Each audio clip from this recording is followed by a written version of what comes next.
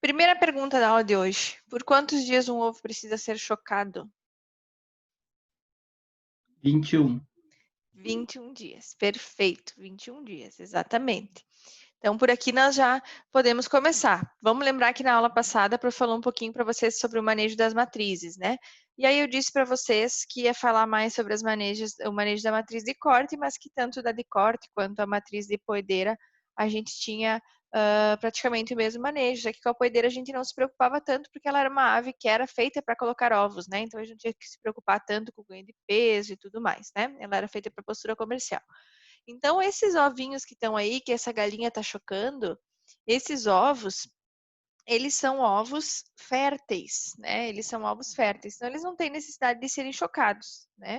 O que que é a diferença aí? Quando a gente tem uma matriz, a gente vai ter um pintinho aí dentro desse ovo, ele tem que ser chocado para atingir uma temperatura adequada para começar o desenvolvimento embrionário, né? Então, quando a gente coleta esse ovo lá na granja da matriz, ele é um ovo que ele é fertilizado pelo macho, perfeito? Então, nós temos lá uma celulinha que vai dar origem ao embrião. E nós temos que proporcionar uma condição toda adequada para esse ovo, para que ele comece a se desenvolver no momento certo, que ele tenha sempre uma temperatura crescente, né? E que ele não fique lá, por exemplo, numa temperatura muito alta dentro da granja, porque senão ele vai começar o desenvolvimento embrionário e depois no transporte ele vai acabar esfriando e aí a gente pode ter mortalidade embrionária. Então vamos pensar assim, ó, quando a gente for trabalhar agora com incubatório, nós estamos falando num ovinho, numa vida, né? Numa vida que é uma celulinha, que é super delicada. Então a gente vai ter todo um cuidado para tentar fazer o papel da matriz, ok? E por que que nós vamos fazer esse papel da matriz, né? Depois vocês leem aí as minhas galinhas filosóficas, toda aula tem uma. Por que que a gente vai fazer o papel da matriz? Porque a gente já tem dados que comprovam ó, que a incubação artificial, obviamente, ela vai gerar muito mais pintinhos do que o choco natural, né? Então, o que que é esses pintinhos? Esses pintinhos que nós estamos falando aqui são os pintinhos que vão dar origem ao frango de corte, beleza? Quando a gente fala em matriz de corte. Quando a gente fala em matriz de poedeira, daria origem, então, às poedeiras comerciais, perfeito? As poedeiras comerciais colocam ovos para consumo e os franguinhos de corte são criados para o abate. Se a gente tiver uma incubação artificial, vamos dizer que a gente mantenha uma matriz dentro do sistema produtivo por 280 dias, né, o que dá em torno aí 68 semanas, a gente vai ter em média 145 pintainhos dessa única matriz, tá? Se nós deixarmos ela chocando o ovo, nós vamos ter nesses mesmos 280 dias de vida produtiva dela, 30 pintainhos, tá? 30 frangos de corte. Então, vejam, é uma diferença absurda, né? E eles vão perguntar por que, prof? Se a prof falou que uma galinha coloca um ovo por dia, ou um ovo a cada 25 horas, né? Mais ou menos, como que ela não vai produzir 145 ovos? Ela pode produzir 145 ovos, mas desses 145 ovos, não são todos que vão estar fertilizados, concorda comigo? E por quê? Porque ao invés de ela estar fora do ninho, copulando com o macho, ela está dentro do ninho, sentada em cima dos ovinhos para esquentar os ovinhos, perfeito? Então ela vai continuar colocando ovos, ela vai colocar sempre um por dia, só que nem todos eles vão ser férteis, tá? Então isso é outra coisa que nós vamos aprender ao longo da nossa aula, que o ovo para ir para o incubatório, ele tem que ser avaliado e ver, não, ele foi fertilizado. Tem aqui a célulazinha, né, que nós já vamos ver a diferença de um ovo fertilizado e de um ovo claro ou um ovo infértil, que a gente chama. Ele foi fertilizado, então ele vai para o incubatório. Se ele não foi fertilizado, ele não vai para o incubatório, tá? Porque nós estamos perdendo dinheiro, nós vamos gastar energia do incubatório para manter aquecimento, energia para manter a umidade, mão de obra de funcionário, material para desinfecção, para esse ovo aí não ser fértil, não eclodir, tá? Então a gente não coloca os ovos que não são férteis. Aí vocês vão perguntar assim, tá, prof, mas o que faz com os ovos que não são férteis? Se esses ovos não são férteis, algumas legislações, né, tem uma legislação do Ministério da Agricultura que prevê que esses ovos podem ser utilizados para subprodutos. Esses subprodutos aí são, por exemplo, cosméticos, né? Ou até propriamente alimentação humana, só que daí sempre de uma forma de consumo que seja não o ovo cru, né? Mas o ovo cozido, tá? E depois, prof, aqueles resíduos do incubatório, por exemplo, assim, a casca, os embriões que não nasceram, daí isso aí entra também nos resíduos do incubatório, mas nós vamos falar lá no final da nossa aula que destino que a gente vai dar para esses resíduos, tá? Porque aí esses resíduos são gerados lá dentro do incubatório também. Até aqui tudo bem? Entenderam a diferença e a importância? Ótimo. Então, isso aqui é só para vocês terem uma noção, ó. Enquanto aquela galinha porobeste ali, ó, incubava, né, esse número de ovos aqui, olha quantos ovos estão sendo incubados pela máquina, tá? Então, esses ovos ficam empilhados, assim como vocês estão vendo. Não necessariamente aqui seja a incubadora, né? É uma das salas de estocagem, porque na incubadora vocês vão ver que a gente precisa ter espaço entre essas pilhas de ovos, porque a gente tem que ter uma temperatura e uma umidade adequada, então é muito difícil a gente fazer uma ventilação que mantenha essas qualidades de ar e temperatura se nós não tivermos espaço entre as colunas, ok? Mas isso aqui é para vocês terem uma noção de como funciona. Só para falar rapidinho para vocês sobre a história da incubação, então olha que legal, eu achei bem interessante isso, por isso que eu trouxe para vocês como é que era feito isso. Começou lá no Egito, né? E na Índia, olha como é que eles faziam. Então, eles faziam como se fossem umas fogueiras aqui. Vocês estão vendo meu mouse, né? Umas fogueiras aqui e aí colocavam os ovos lá embaixo, ó, porque o calor sobe, então o calor saía, mas mantinha aquecido, né? Não a ponto de cozinhar os ovos, obviamente. E eles colocavam aqui embaixo os ovos para chocar. Deixa eu ver só se eu consigo mudar meu ponteiro aqui.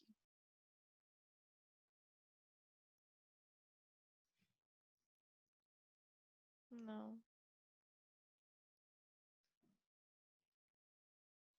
acho que não, acho que é aqui. Eu aprendi opções de ponteiro. Esse é melhor. Esse aqui é bem melhor, mais fácil de vocês verem. E olha aqui, isso aqui são fotos reais, ó. Eu acho muito incrível isso. Aquele forno que a prof explicou para vocês, né? E os ovinhos todos aqui dentro incubando, ó. Né? Com a luminosidade aí. Eles fazendo a incubação, então, artificial já há muito tempo. Muito bem. Isso aqui é para vocês conhecerem a anatomia do ovo, né? Não sei se a gente pode chamar anatomia do ovo, acho que morfologia fica melhor. Vocês já tiveram inspeção disso aqui? Eu já devo ter perguntado e já me esqueci. Inspeção de ovos é nesse semestre, prof. Tá, perfeito. Então, provavelmente a prof vai falar bastante com vocês, porque essas estruturas aqui do ovo, elas têm uma relação muito importante com a qualidade do ovo quando ele vai para consumo. Quando vocês quebram um ovo lá, na casa de vocês, um ovo que não está fértil, tá? Que não está fértil, que não tem aqui, ó, o blastodisco, né? Que é onde a gente já tem isso fertilizado, vocês vão ver que vocês quebram, isso aqui escorre, né? E tem diferentes consistências disso aqui. Tem vezes que a clara está bem líquida, o ovo se espalha bem rápido no prato. Tem vezes que ele fica mais consistente, tem vezes que a gema está mais consistente. Mas sempre tem isso aqui que vocês estão vendo, que se chama chalaza, né? Ou calasa, que mantém, então, o embrião no posicionamento dele certo, ó. Que é quando vocês tiram lá na clara, fica aquela parte branquinha, né? Muitos, eu vou tirar isso aqui e botar fora. Isso aí nada mais é do que o albúmen, né? É o albúmen da clara, que é uma proteína. Só que mais denso aí, porque ele precisa sustentar o embrião. E aqui, então, está a nossa clara, né? E nós temos várias membranas, tá, pessoal? Isso é importante porque nós vamos falar depois que o embrião, ele se posiciona e nós temos que manter sempre essa câmara de ar virada para cima, tá? Porque ele vai fazer um furinho aqui, né?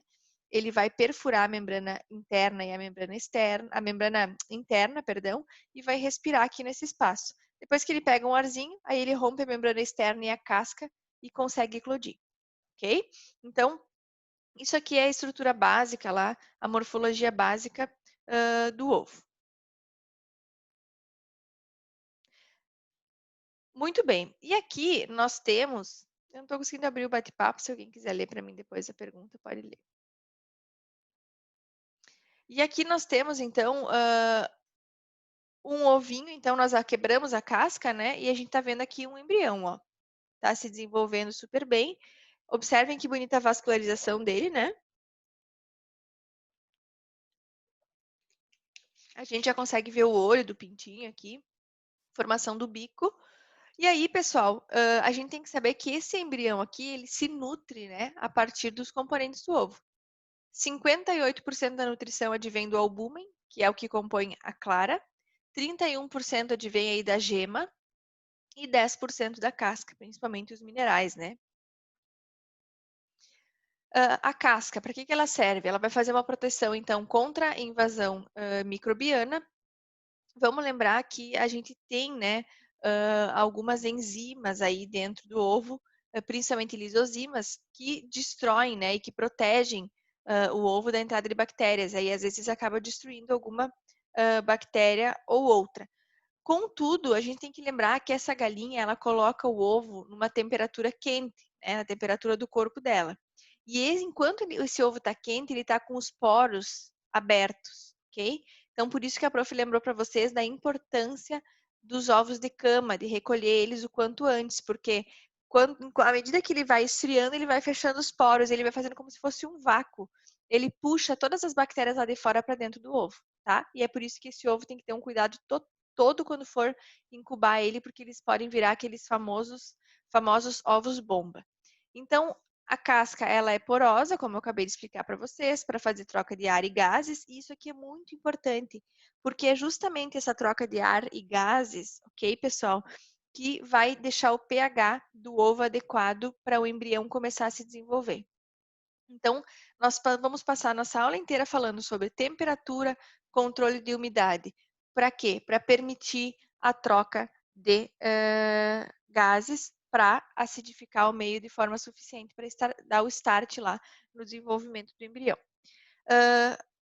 Essa casca vai ser fonte de cálcio para o embrião e ela vai amenizar as flutuações de temperatura. Então, é exatamente o que o nome diz, né? É uma casca, tá? E ela vai fazer toda uma proteção do embrião para o meio externo. Só que não esqueçam, estou com a mão na frente aqui porque tem um pouquinho de barulho, não sei se estão ouvindo. Vocês conseguem ouvir esse barulho? Sim, profe. Mas não Então, tem problema. tá, então vou botar a mão na frente que pelo menos diminui um pouco. Profe, Pode falar. uma pergunta. A Até troca de mais. água e gases, ela serve para quê? Para acidificar? Isso, Isso? porque daí nós vamos modificar lá o pH, né? E quando a galinha coloca o ovo, a prof já vai colocar um slide sobre isso. Ela tem um pH dentro do ovo. E à medida que ele vai ficando em estocagem, vai mudando o pH. E aí esse pH atinge esse pH, o embrião começa a se desenvolver, tá? Então nós precisamos de pH e temperatura adequada para o embrião se desenvolver. Por Tá isso bom, que muitas obrigada. vezes nós vamos falar, por isso que muitas vezes vamos falar da ventilação, né? Os ovos não podem ficar abafados, porque senão eles não conseguem ventilar. Então, nós temos aqui um controle da temperatura a partir do ambiente, da casca, entre o ambiente interno e o ambiente externo. Aqui é mais para vocês terem um pouquinho de noção, né? A gente tem pouca fração orgânica, a maior parte da casca aí é fração mineral, por isso que ela quebra com facilidade. O principal componente é o carbonato de cálcio e eu coloquei uma imagem para vocês aqui, no maior aumento, para vocês observarem os porozinhos que tem na casca, que a olho nu a gente não consegue ver, né? Pegando uma casca aí no mercado, a gente não consegue ver. Já vou aproveitar para falar uma coisa importante antes que eu me esqueça. Às vezes vocês vão no mercado e vocês veem assim, ó, várias caixas de ovos, tá? Claro que os ovos que vocês estão comprando no mercado, eles são ovos não galados, né? Mas é para vocês terem noção, porque o ovo não galado é a mesma coisa que um ovo galado. A anatomia dele, a única diferença é que o galado vai ter um embrião e o que vocês compram no mercado não tem embrião.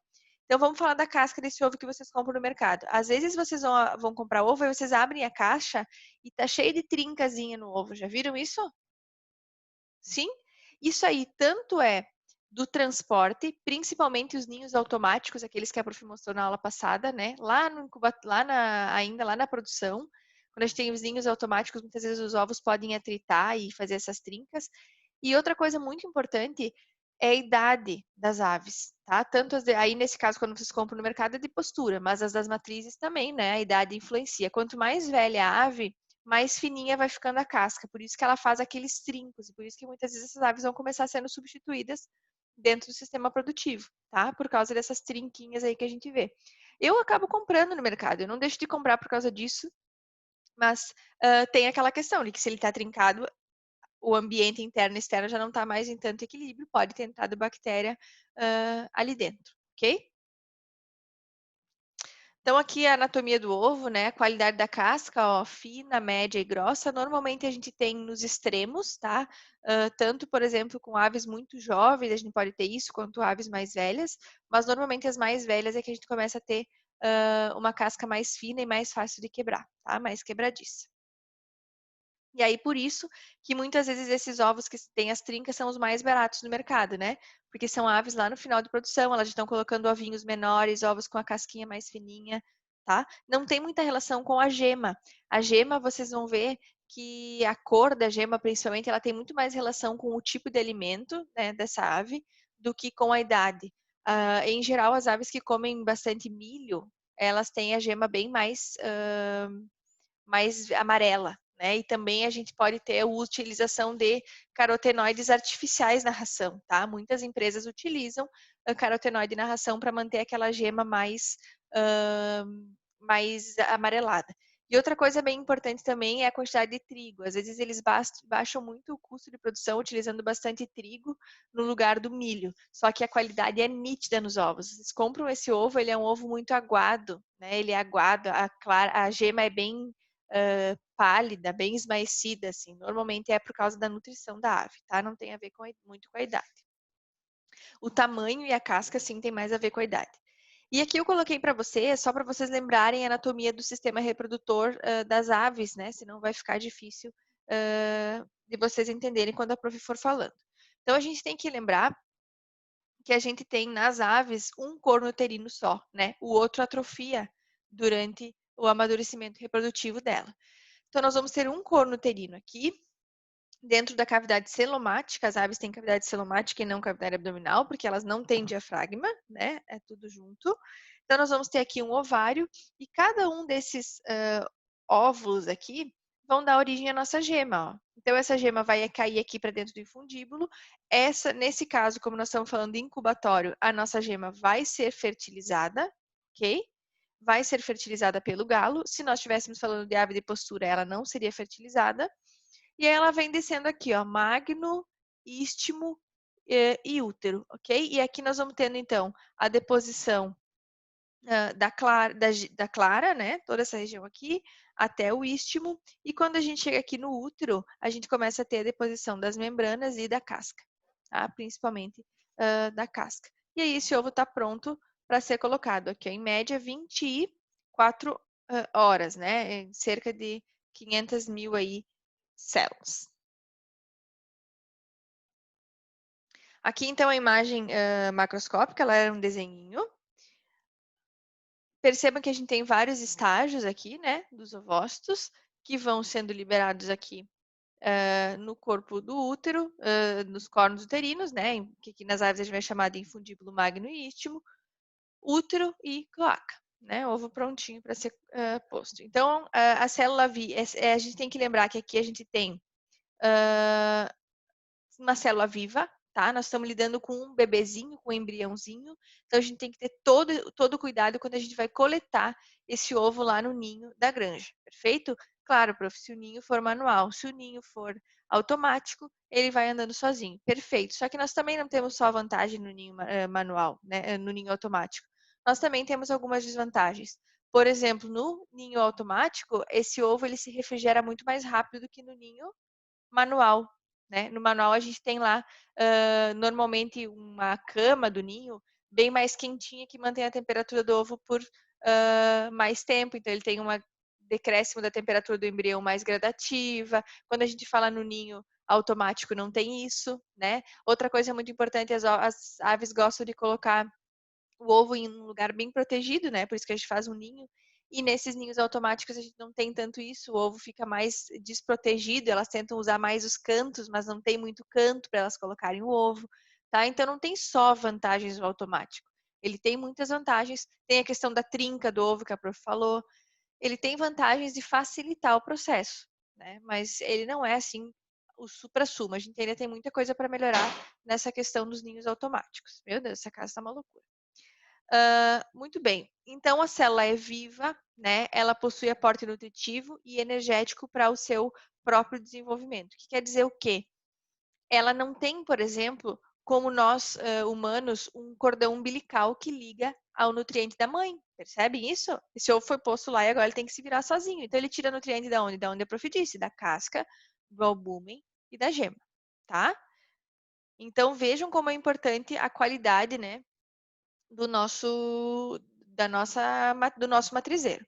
Esse link que a prof colocou para vocês assistirem depois, é um link do YouTube que mostra bem direitinho as fases do desenvolvimento embrionário, tá? Que vai, senão, perder muito tempo aqui com vocês, mas tem até um estudo, tem até um experimento, um chinesinho, não sei se vocês já viram na internet, que eles pegam um ovo embrionado, né, um ovo galado, e colocam num plástico, assim, num copo e botam numa estufa e ficam acompanhando todo o desenvolvimento. Tem um também na internet assim, mas a prof colocou aqui para vocês verem todas as fases desse desenvolvimento embrionário para entender direitinho.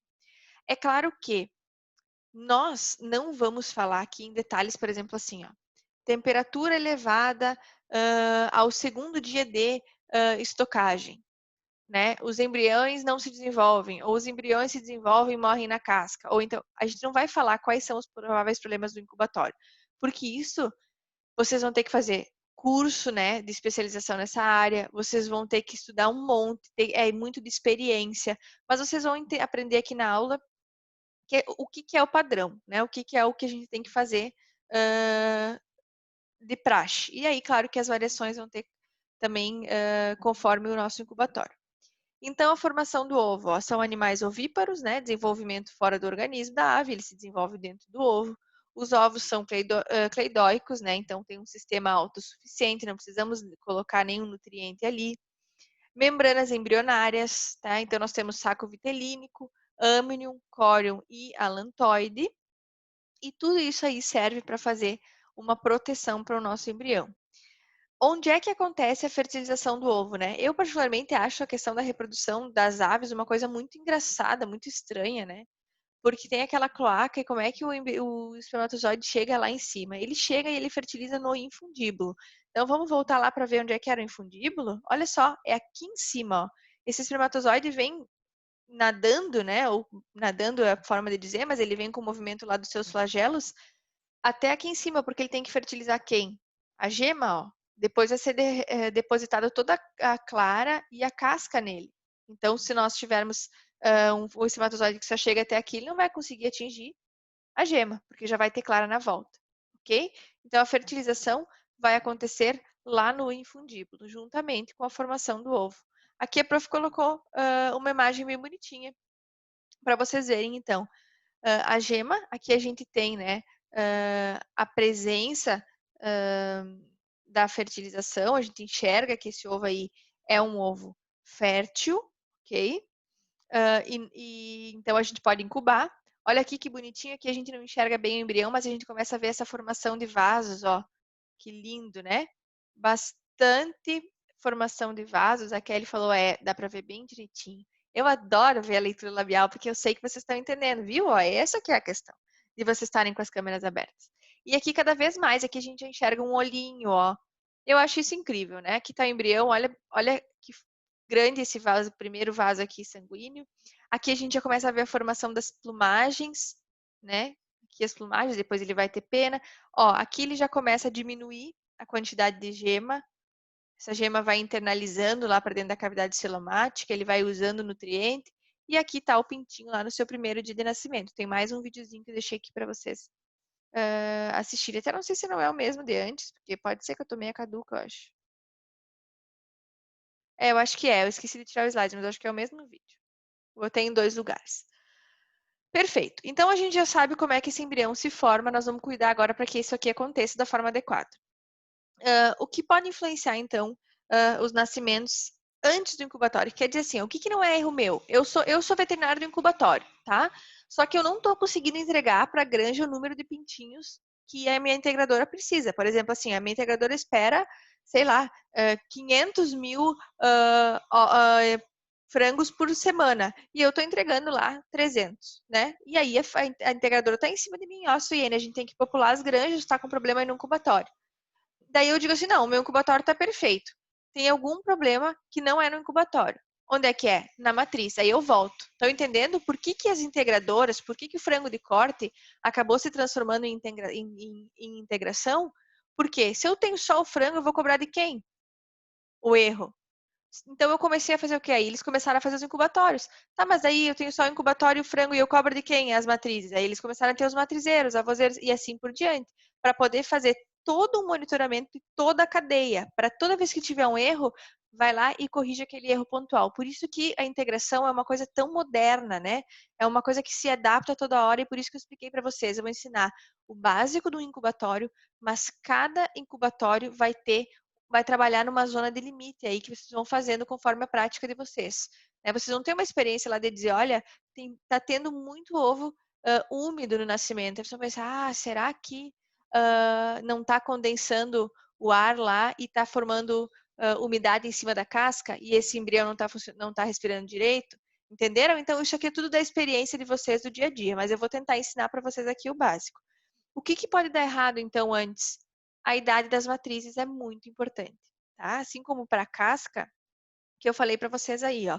Percebam o número de nascimento de ovos férteis, e eu não tô nem falando aí de eclodibilidade ou infertilidade, tô falando de ovos que nasceram, né? Porque a gente pode ter várias causas. Eu posso ter um embrião formado e ele não eclodir, eu posso ter um embrião que não foi formado, eu posso ter um ovo que nem desenvolveu o embrião, então quer dizer que ele não era fértil. Eu tô falando assim, da porcentagem, então, né? O que relaciona com a matriz. E a gente consegue ver que quanto mais velha a matriz, menor vai ser os ovos férteis. Por isso que a matriz tem um prazo de validade, como a gente diz, em semanas, né? Chega um momento que ela não se paga mais, que vale muito mais a pena, economicamente falando, substituir elas por um animal mais jovem.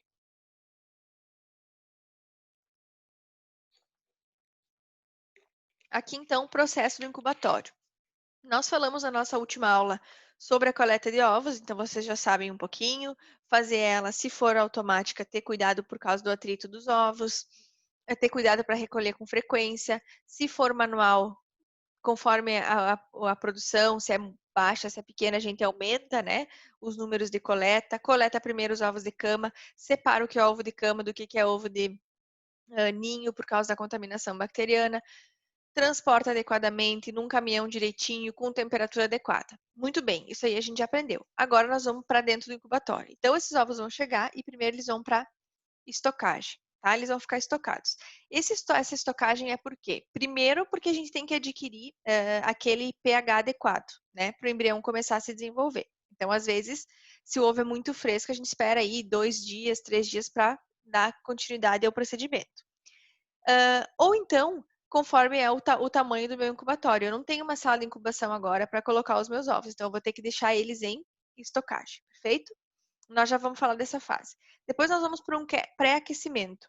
Por quê? Nós não podemos simplesmente pegar esses ovos e tocar eles dentro de uma incubadora, né? A gente tem aí, pensem comigo, a temperatura de transporte é em volta de 21 graus, e aí quando a gente vai para a incubadora, a gente tem aí 38 graus, né? A gente quer pelo menos chegar o ovo a 38 graus, mas em média, tá? Então, como é que eu vou tocar direto? Isso aí daria um choque térmico, mataria o meu embrião, né? Ele nem ia se desenvolver. Então, a gente faz um pré-aquecimento, depois ele vai para dentro da incubadora.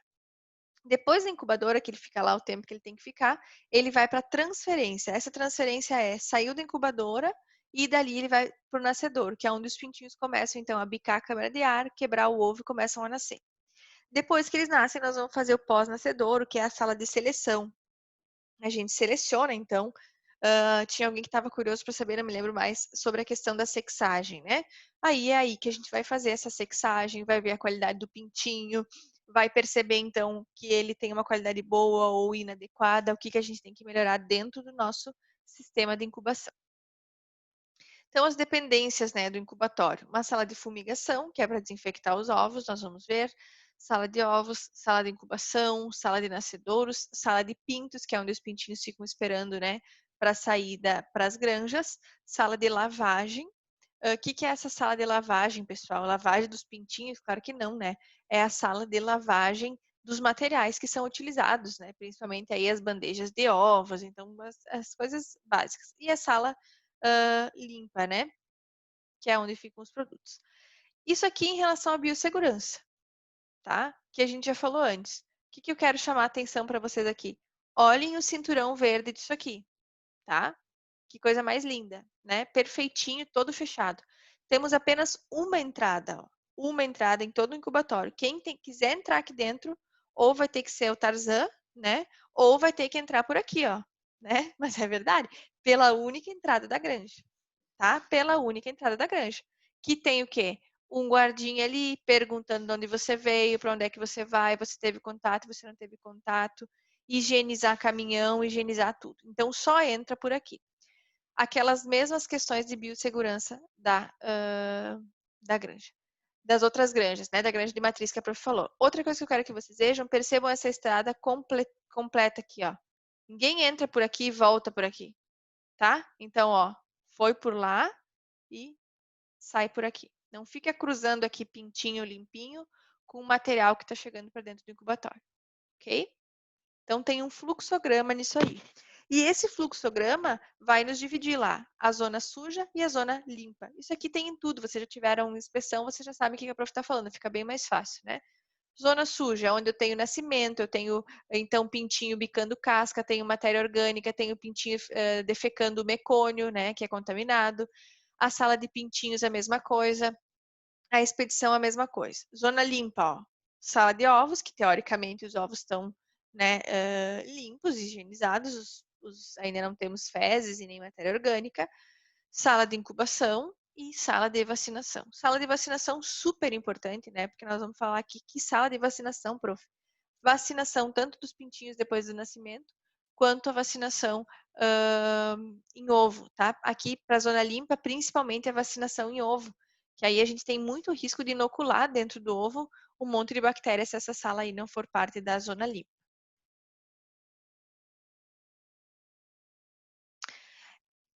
Em relação às etapas do incubatório, então eu vou ter a recepção dos ovos, a classificação, a armazenagem quando necessário, né? A ideia é que fique menos tempo possível em armazenagem ou estocagem, sala de incubação, os nascedouros e as salas de pinto. Isso aqui é as etapas mínimas que eu preciso ter, né? Mínimas. Mas a gente sabe, por exemplo, que tem a maioria dos lugares hoje tem ali entre a sala de armazenagem e a incubação vai ter o pré-aquecimento, né? Então, uma antessala, por exemplo, enfim. Então, vamos por partes, como diria Jack Stripador. Se eu estiver falando muito rápido, por favor, me interrompam e digam, prof, repita, por favor. Acho que não precisa, porque isso aqui é bem fácil de entender, né? Bem autoexplicativo. Então, recepção dos ovos. Óbvio que é uma higiene completa, né? Se vocês olharem essa foto aí, vocês vão ver que é tudo branco, que é tudo coisa lavável, tanto o teto quanto as paredes, quanto o próprio fumigador, né? Tudo bem limpinho. Então, os ovos são descarregados pelos funcionários e eles vão passar por fumigação, que é nada mais, nada menos do que aspergir lá uma substância através da utilização do calor. Né? E aí, que substância é essa? Permanganato de potássio, formaldeído, paraformaldeído. Depende, né? A maioria usa formaldeído. E lembra que a prof falou que podia fazer essa fumigação também na granja. Lembra disso que a prof botou aquela foto? Que variava muito de um lugar para outro, tá? Vai fazer essa fumigação aí para evitar a contaminação de todo o incubatório.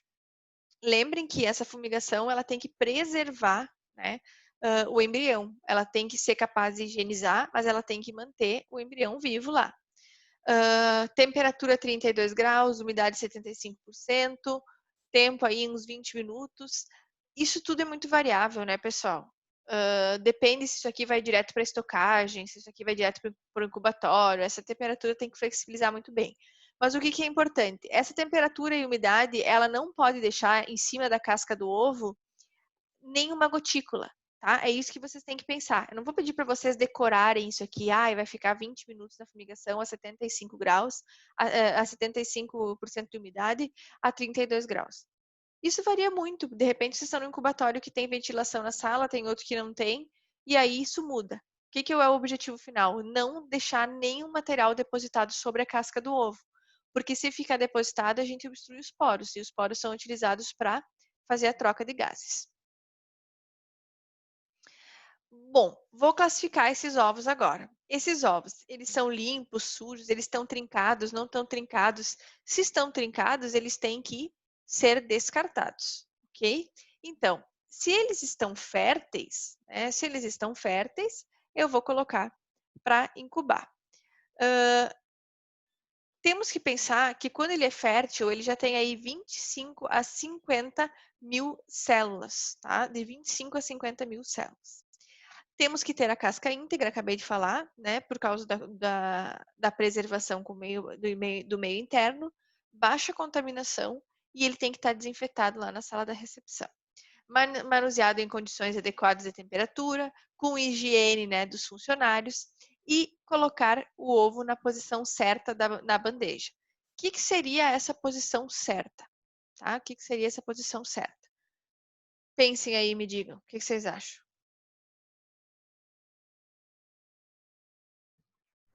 Seria com a câmara de ar voltada para cima? Perfeito. Câmara de ar voltada para cima, porque o pintinho vai ter que respirar quando ele resolver nascer, tá? Então, a câmara de ar, ela fica na porção superior aqui, ó, dessa imagem, né? Na parte mais redondinha, tá? Não na parte pontiaguda. Aqui tá a nossa câmara de ar, ok? Para a gente saber se ele está fértil ou infértil, nós vamos ver aqui, ó, a presença, né, dessa estruturazinha que vocês estão vendo aqui, ó, que mostra que se o ovo está fértil ou se ele está infértil, né? Que isso é um disco germinativo, tá? Então a gente tem aqui um disco germinativo. Isso aqui, lindo, maravilhoso. Olhei, muito fácil. Ixi, muito fácil de ver isso aqui, ó, fértil e infértil. Barbadinha. E aí?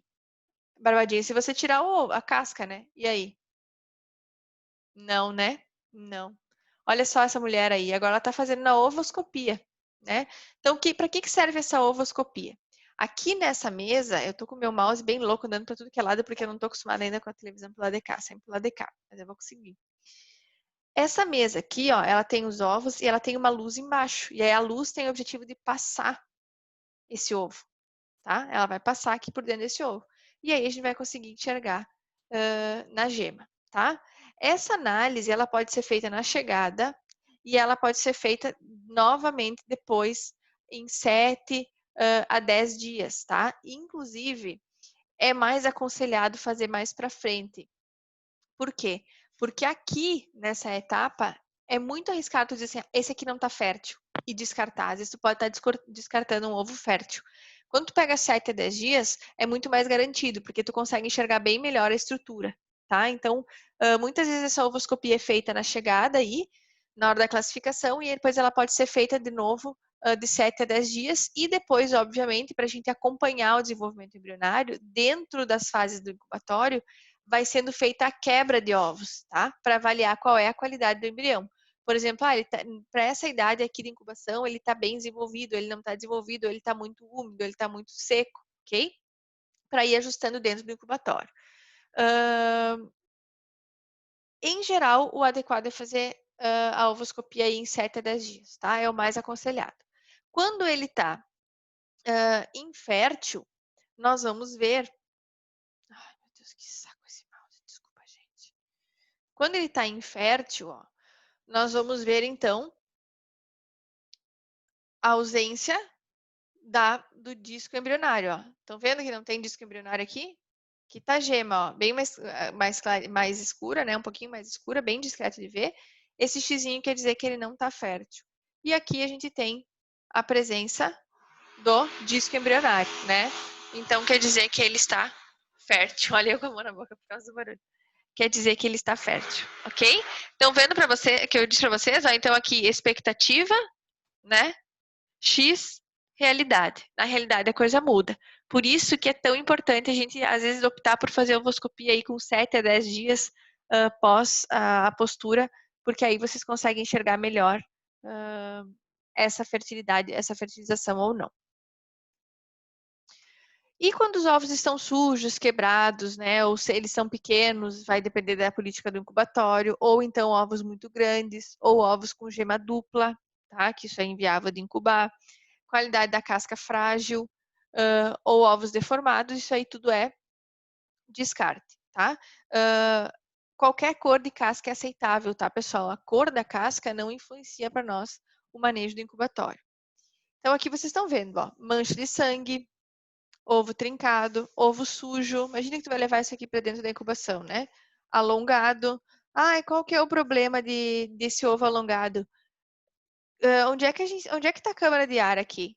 Tá aqui, eu ainda consigo ver. Beleza. Mas e quando ele fica lá dentro do incubatório? Vocês concordam comigo que ele vai ficar superior aos outros na bandeja e que ele vai pegar uma temperatura e uma umidade completamente diferentes dos demais? Então não vale a pena eu incubar isso aqui e colocar lá um ovo que não vai eclodir. Ovo redondo. Ixi, que não tem como saber onde é que está a câmara de ar.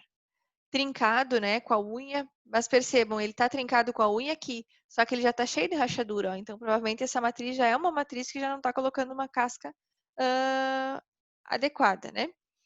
Ovos Fê, sujos, pode falar. esse ovo sujo ali do outro slide, não tem como limpar ele, não? É depois de ter feito a desinfecção? Então, tu até poderia limpar ele, né? Isso aqui tu ainda está na seleção de ovos. Tu vai passar ele no fumigador normalmente antes de entrar já no incubatório, ele sendo sujo ou não, né? E aí depois tu vai fazer a seleção. Mas o que que é importante aqui? A gente até poderia lavar. Se fosse para consumo, por exemplo, até vai. Só que lembra que ele é poroso. Então, se ele está sujo aí, provavelmente ele está sujo de fezes ou das próprias fezes da cloaca da galinha, a bactéria entrou para dentro através de poros, né? Os coliformes fecais vão ter entrado aí para dentro. Então, mesmo que eu lave, as bactérias vão ter entrado. Outra coisa importante, toda vez que eu lavo o ovo, a água que eu coloco em cima dele, ela dilui aquelas bactérias e ajuda a fazer as bactérias entrarem para dentro do ovo, né? Então, lavar o ovo não é a melhor opção, nem em casa. Vocês sabiam disso? Que o certo é a gente passar um paninho, né? Tirar a maior sujidade ali, mas não lavar com água, porque a gente acaba levando para dentro do ovo os micro-organismos. Quando a gente fala em ovo de consumo, né, de ave comercial, tem muito lugar que faz lavagem de ovos, tá? Só que aí tem lá uma certa quantidade de cal, né, que tem que colocar de cloro, perdão, que tem que colocar nessa água, né, tem que ser uma água clorada, e ela tem que estar uma temperatura adequada. Porque se você colocar uma temperatura quente, tu abre os poros, leva tudo para dentro, né? E se às vezes tu coloca uma temperatura muito fria, tu não consegue tirar toda essa crosta que está aí. Então, o ideal no incubatório depende muito da política de incubatório, né, Karine? Por exemplo, e também o que a Prof disse da questão da demanda. Se eu preciso de muito frango, eu vou incubar de tudo um pouco. Se o meu incubatório é grande, eu vou incubar de tudo um pouco. Mas se eu não preciso tanto, eu não vou incubar esses ovos sujos, porque tem muita chance deles estourarem e contaminarem o incubatório. Aí eu vou gastar luz, né? Vou gastar muita grana para incubar eles e ainda vou ter que ficar me cuidando para não contaminar os demais ovos. Então, em geral, a política é descartar, mas às vezes dá para lavar. E não tem, prof, tipo, um tempo de que ele tá sujo, tu conseguir passar ele pra fumigação que não tenha entrado as bactérias pelos poros? Então, normalmente quando ele é sujo assim, ele é ovo de cama, né? Que a prof falou. Então, claro que aquilo que eu disse, na rotina, o ideal é que o ovo de cama seja o primeiro a ser coletado. Mas pensa comigo assim, o funcionário, ele coleta às 8 da manhã, depois ele coleta às 11 de novo, e depois ele coleta às 4 da tarde. Se o ovo foi colocado, por exemplo, às 11 da manhã, ele vai coletar só às 4 da tarde, olha quanto tempo foi, né? Dependendo do clima que está naquele dia, é muita contaminação. E daí tu pensa assim, ó, agora ele vai para dentro do incubatório, que a prof vai explicar para vocês. Ele vai para dentro do incubatório numa umidade adequada e numa temperatura quentinha, tudo que as bactérias gostam.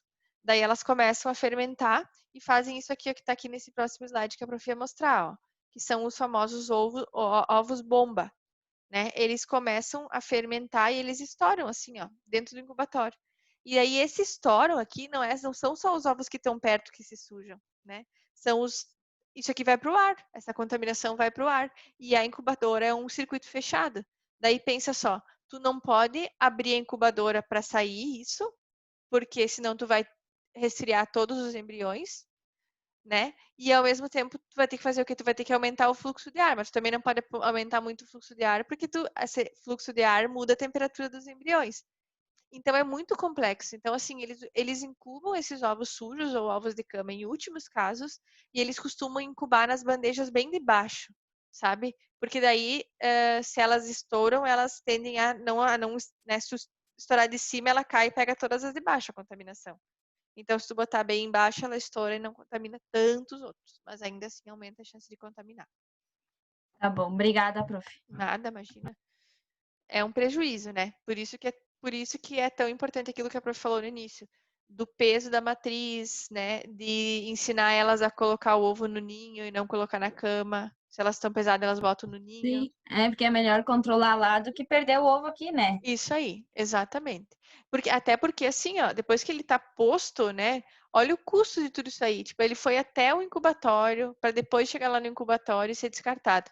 Algumas empresas já descartam mesmo na granja, né?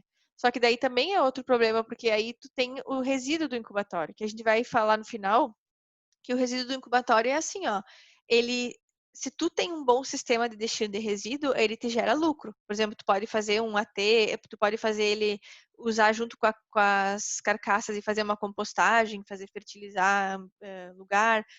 Tu pode separar a casca do resto e usar a casca para utilizar na alimentação animal, por exemplo, para vender cálcio. Só que se tu não tem um programa bem organizadinho de destino de resíduo, ele vira um prejuízo, né? Porque daí tu tem que pagar para fazer esse resíduo aí, para destinar esse resíduo, transformar em biogás, enfim. Então, tudo isso aí é um problema, né? Às vezes era melhor que ela não colocasse o ovo do que se ela colocasse o ovo na cama. Então, por isso que tem aquele É controle. verdade. É isso aí. Por isso que é bem importante aquele controle do peso que a gente falou na aula passada. Então, aí vocês estão vendo ovos sujos, ó. Ele forma tipo essa golesma aqui. A principal bactéria que causa essas explosões aí é a Pseudomonas, tá?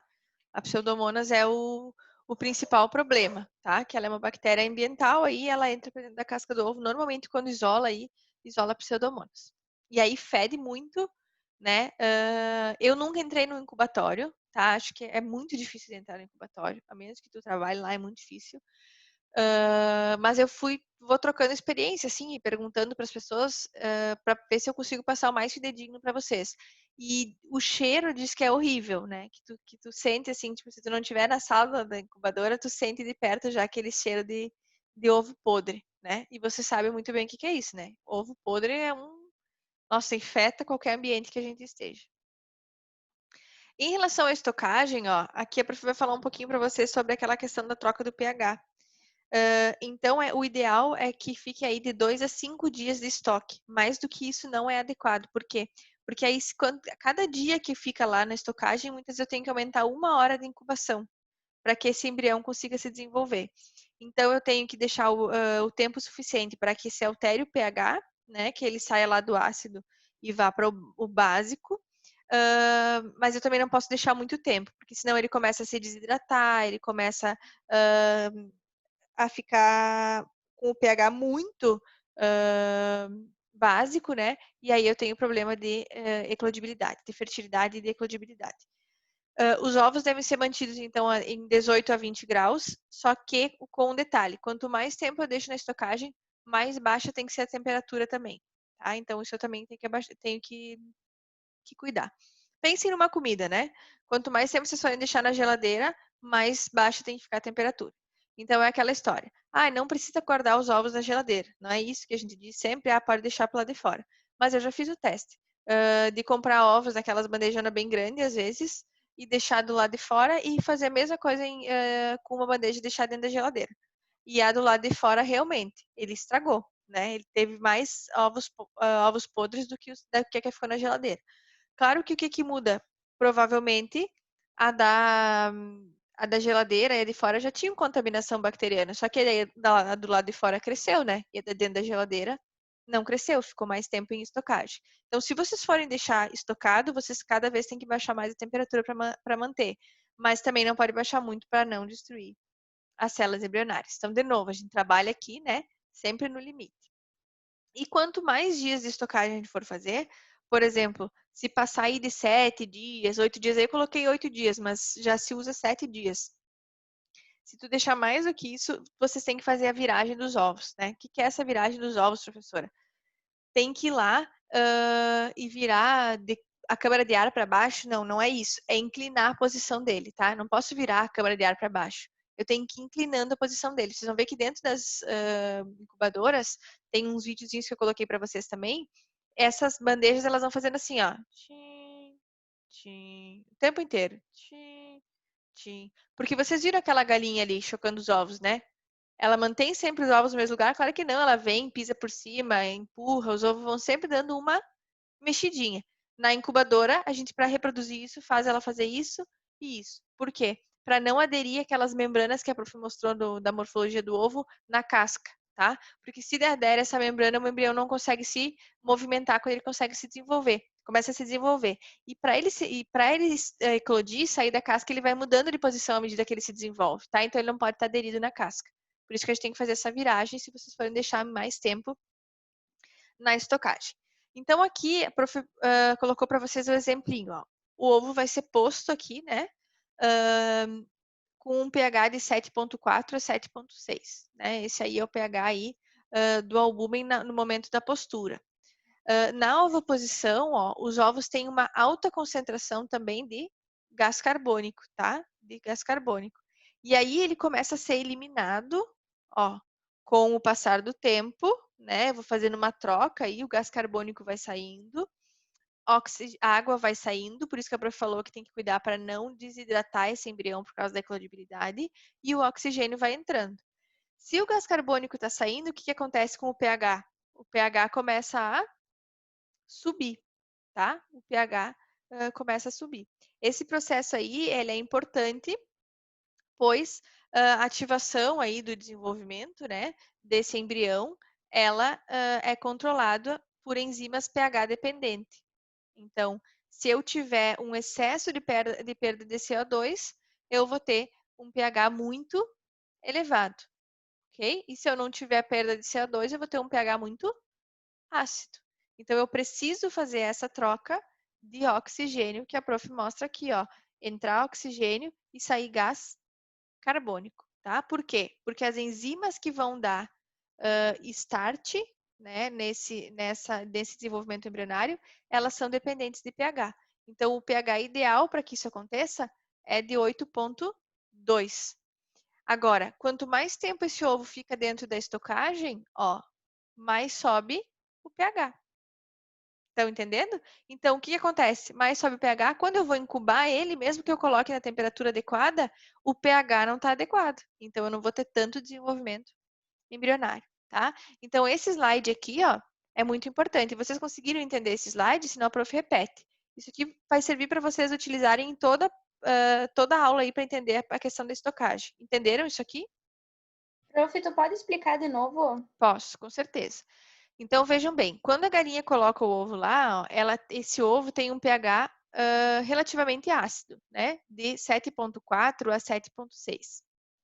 Mais para ácido do que para básico, né? Muito bem. Conforme esse ovo fica parado lá, né? Ele é poroso, a gente vai perder, ó, gás carbônico, tá? E o oxigênio vai entrar para dentro. Não sei por que o meu mouse. E o oxigênio vai entrar. Vocês estavam vendo o meu mouse antes?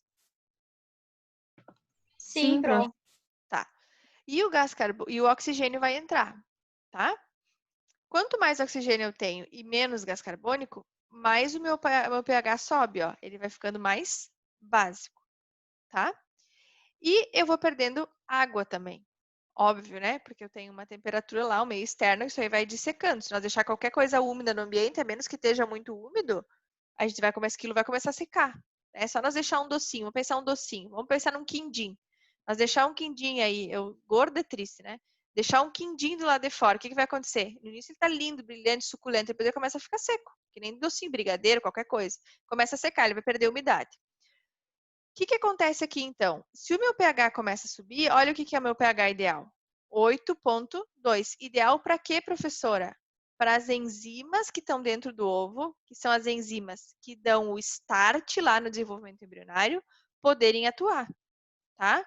Então, esse é o pH ideal. Se eu tiver um pH de 8,2, as minhas enzimas, que são dependentes de pH, elas do pH adequado, elas dão o start no desenvolvimento embrionário quando eu aquecer esse ovo. Agora, se ele ficar muito tempo estocado, ó, o pH dele vai subindo cada vez mais. Aí, quando eu for dar a temperatura para esse ovo, as enzimas vão estar atuando menos, porque ela não está no pH adequado para as enzimas atuarem. Então, eu vou ter um desenvolvimento embrionário não tão eficiente quanto se eu tivesse colocado o ovo para incubar, ó, nesse pH aqui, que é o pH adequado. Então, por isso que a prof explicou que a galinha coloca o ovo e às vezes a gente vai colocar no incubatório uns 2 dias depois, ó, que é para ter acontecido um pouquinho de CO2 para chegar nesse pH ideal, né? Quanto mais passa, aí mais fresquinho eu tenho que deixar na estocagem e aí eu tenho que movimentar esses ovos e eu também depois vou acabar tendo que deixar mais tempo dentro da incubadora. Ok? Agora deu para entender? Prof, daí então ele tem que perder o CO2 para abaixar o pH, isso? Isso aí. Uhum. Tá. Pensa comigo assim, ó. Quando a gente tá... Vamos fazer um raciocínio fisiológico que vocês aprenderam em outras disciplinas. Quando eu estou respirando, normalmente, meus índices de oxigênio estão altos, não estão? Quando eu estou com problema respiratório, os meus níveis de CO2 estão altos. Concordam comigo? Porque eu não estou conseguindo trocar. E o que o CO2 faz? Uma acidose metabólica. Concordam comigo? O que é um paciente em acidose? Muitas vezes é um paciente que tem dificuldade respiratória ou tem uma falência renal, enfim, ele não consegue excretar esses íons e o CO2 é um dos responsáveis por essa acidificação. Deu para entender agora? Facilitou? Sim, prof. Tá. Deu para entender, Kalinka, quando a professora explicou de novo? Sim, deu sim, obrigada. Tá, nada. Perfeito. Então, por isso que quanto mais tempo em estocagem eu deixar, menos chance de sucesso eu tenho no nascimento desses pintinhos. Aqui a prof colocou, então, um fluxo ó, de temperatura, tá? Para vocês perceberem como esse embrião ele vai oscilando de uma temperatura de uma fase para outra, né? A temperatura. Então, quando esse ovo sai da galinha, ele sai em 40 a 41 graus, ok?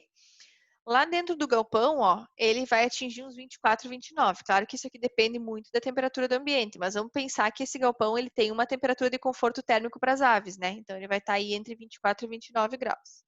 Aí, lá na sala de ovos, na granja, ó, o ideal é que eu armazene ele 21 a 25. No transporte de ovos, a mesma coisa, 20, 23. E na sala de ovos, ó, do incubatório, ele vai ficar aí 19 e 21. Só que aqui eu não posso esquecer, tá? Que quanto mais tempo ele fica, mais baixa tem que ser a temperatura. Tá? Se os ovos são levados todo dia para o incubatório, eu posso deixar eles um pouquinho mais altos, porque eles vão, em seguida, já vão para a incubação. Agora, se eles vão ficar muito tempo na estocagem, eu baixo a temperatura. Pensem que nem a prof explicou dos ovos. Se eu vou comer em seguida, eu posso deixar eles fora da geladeira. Mas se eu vou demorar para consumir, eu tenho que colocar eles numa temperatura refrigerada. Perfeito. Depois eles vão para um pré-aquecimento. Como é que eu vou sair daqui da estocagem de 21 graus para 37 graus? Eu vou matar os embriões de choque térmico. Então, eu passo por um pré-aquecimento e depois eles vão para dentro da incubadora. Aqui a prof colocou para vocês perceberem, ó. Falando em armazenamento, tá? Lá na estocagem. Se eu deixar até 4 dias, eu mantenho uma temperatura de 18 a 20 graus, uma umidade relativa de 75 a 80. Se eu mantiver aí de 7 a 14, ó, temperatura bem mais baixa, de 11 a 12, e olha como eu tenho que aumentar a umidade relativa do ar.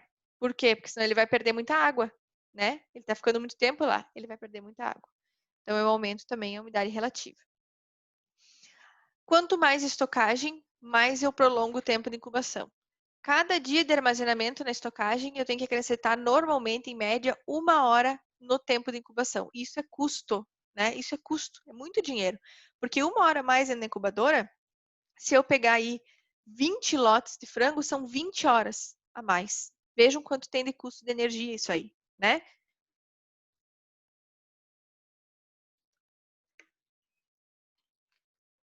Quando eu for colocar, então, dentro de uma incubadora, os ovos que são frescos, que chegaram direto da granja da matriz para a incubação, eles têm que ser programados num tempo. E quando eu tenho ovo estocado, eu tenho outro tempo. Então, eu vou precisar pelo menos 2 incubatórios, 2 salas de incubação. Perceberam isso? Eu não vou conseguir colocar eles todos ao mesmo tempo. Cada um está num tempo diferente. É que nem eu pegar vocês aí do 8º semestre, eu acho, e um bicho colocar na mesma aula. Não vai dar certo, né? Um vai aprender muito e o outro vai aprender nada. A base é que o bicho não aprenda nada, precisa aprender muito, mas o inverso também pode acontecer, né? Isso aí são características individuais e capacidades individuais, mas a regra é essa. Tempo muito longo igual a redução da qualidade do pintinho. Então, além de eu diminuir a eclodibilidade, diminua a qualidade do pintinho. Esse pintinho ainda vai para o frango de corte, né? E aí eu posso ter mais desuniformidade lá, que é o que a gente não quer. Por que a gente não quer desuniformidade? Por causa do consumo de ração. Por que a gente não quer desuniformidade? Porque isso aí vai para o abatedouro e a gente tem uma calibragem em todas as máquinas lá do abatedouro, tá? Então, olha só, o estagiáriozinho que faça uma cagada lá no início, né? Desculpa o linguajar, caga tudo lá para frente, né? Então, é milimetricamente, é uma responsabilidade absurda. Mais exemplos, né? Dias de estocagem, eclosão, olha como a eclosão vai caindo, né? E quantas horas a mais eu preciso para compensar isso daí. Aqui, então, para vocês verem a sala de estocagem, a prof quer que vocês percebam que é tudo ó, lavável, né? De cima a baixo, isso aqui é lavável. Observem que essas colunas, elas são móveis, né? Elas têm rodinha aí, e elas têm um espaço entre elas para que o ar circule, tá? Para que o ar circule. E essas aqui não mexem a bandeja. Se vocês deixarem muito tempo na estocagem, vocês têm que ter uma que, ó, mexa os ovos, tá? Sonoplastia, né?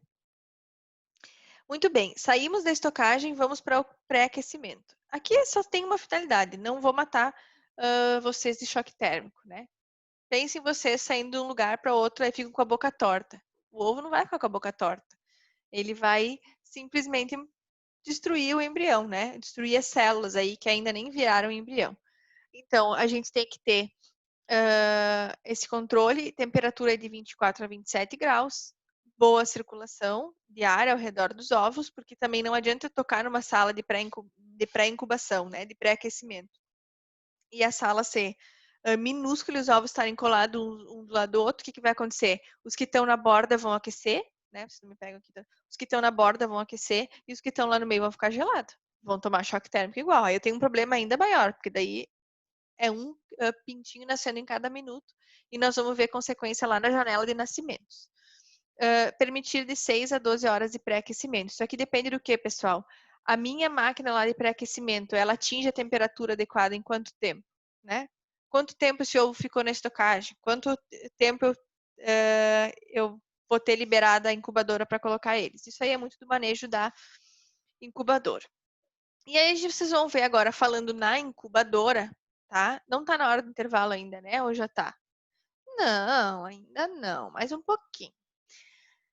Vocês vão ver aí que na incubadora a gente tem diferentes tipos de incubadora, tá? A gente tem incubadoras de estágio único, que quer dizer o quê?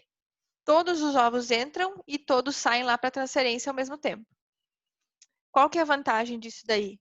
A sanidade, obviamente, né? Eu coloco todos juntos, não vou transmitir coisa de um lote para o outro. Melhor condição de manejo de temperatura, por exemplo, assim, se eu coloquei um hoje e outro amanhã, eles não vão estar no mesmo estágio de desenvolvimento embrionário, concordam? Eles não vão estar com a mesma umidade, eles não vão estar com o mesmo CO2 que a prof explicou para vocês, cada um vai estar numa fase, tá? Eles não vão estar com a mesma necessidade de temperatura, ok?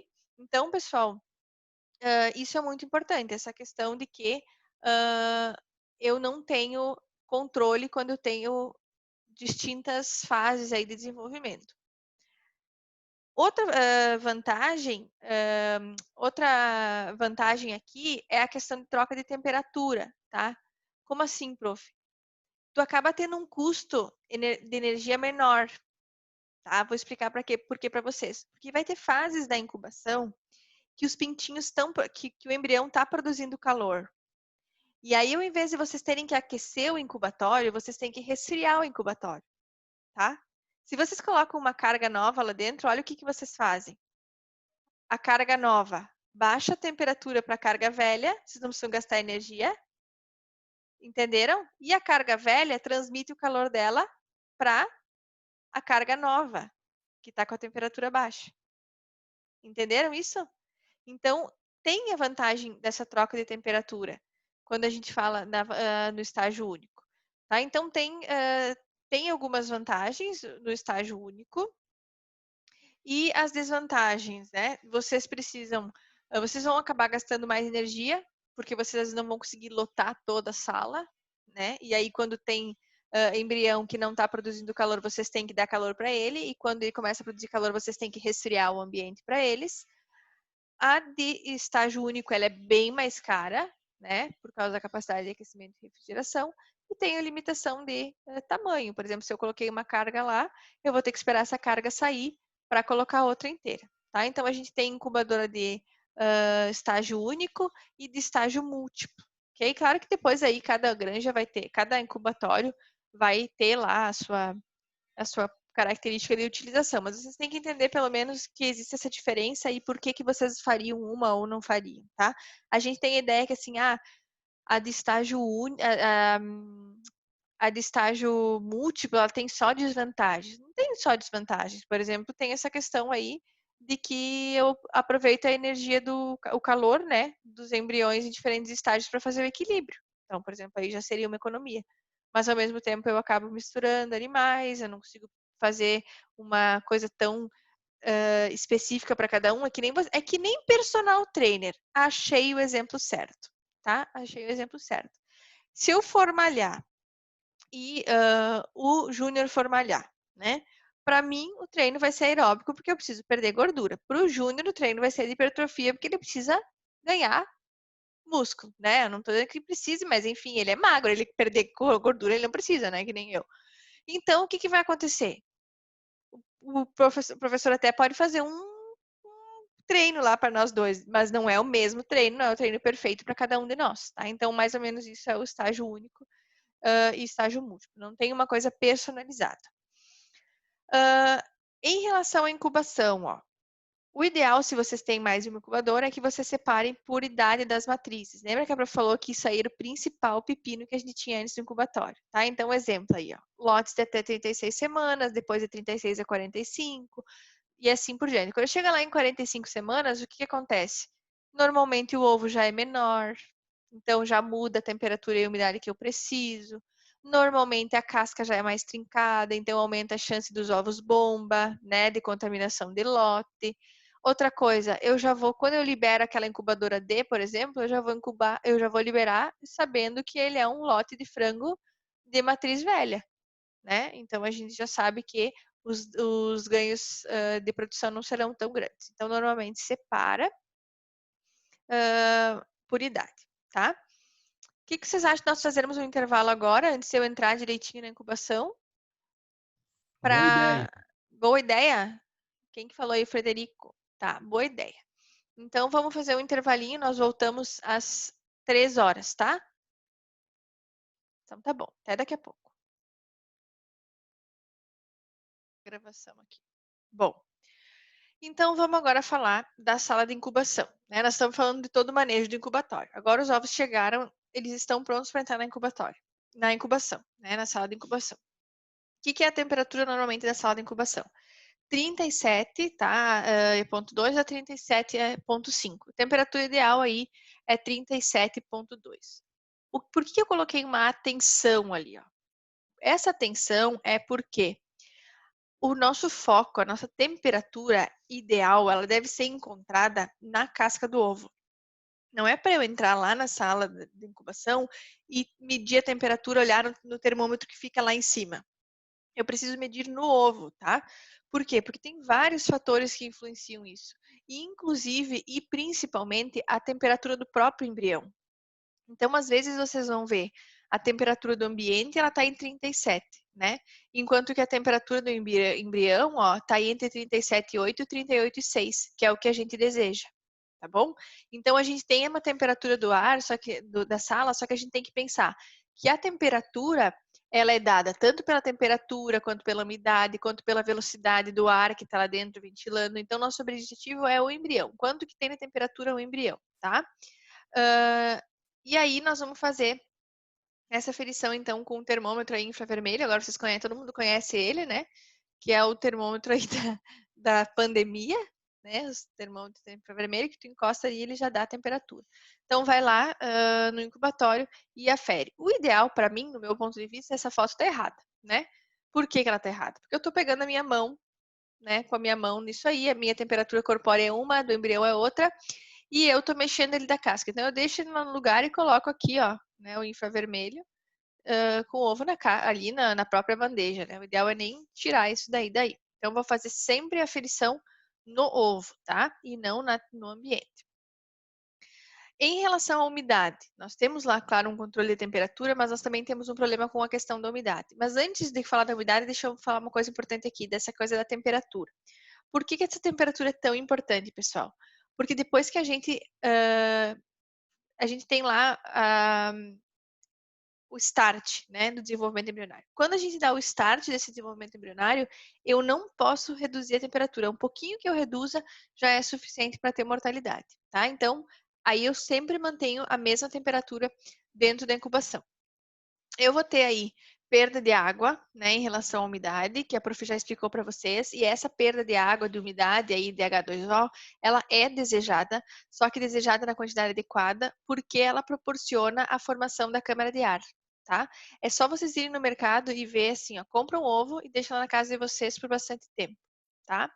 Quanto mais tempo ele fica na casa de vocês, mais câmara de ar ele tem. E aí, sabe como vocês sabem disso? Vocês vão botar ele na panela para ferver e ele boia muito mais rápido do que o ovo normal. Quando você larga 2 ovos, tá? O que tem a câmara de ar normal, o que ele vai fazer? Ele vai subir e vai ficar na superfície. Então, quanto mais velho o ovo, mais para a superfície da água ele vai estar, porque mais câmara de ar ele tem, tá? Então, quanto mais tempo vocês deixarem, quanto mais umidade ele perder, maior vai ser a câmara de ar. Tá? Então, vocês têm que encontrar aquele equilíbrio para a câmara de ar ser do tamanho que o pintinho precisa. Perda de água em excesso, ó, vai ressecar o embrião. Por isso que lá na estocagem, se a gente mantiver ele por mais tempo, a gente tem que aumentar a umidade da sala de estocagem. Ideal entre de 11 a 13% de perda de peso na transferência para os nascedouros. Esse peso se dá pela perda de água, né? Então, eu vou perder água, por consequência, perco peso do ovo. O que é importante eu fazer lá dentro da incubação, além de controlar a temperatura e umidade? Fazer a viragem dos ovos. Por quê? Porque se eu não fizer essa viragem dos ovos, eu vou ter aderência das membranas. Ele diz aqui para eu fazer pelo menos até os 15 dias da incubação, tá? Esses 15 dias da incubação é por quê? Porque o embrião ainda não está formado com a sua plumagem. Depois que ele começa a fazer a plumagem e tudo mais, eu consigo ter menos preocupação com essa questão da viragem dos ovos. Então, o que essa viragem faz? A prof descreveu ali, mas já expliquei para vocês, né? Que é para não aderir a membrana e também para que essas membranas se formem da forma adequada.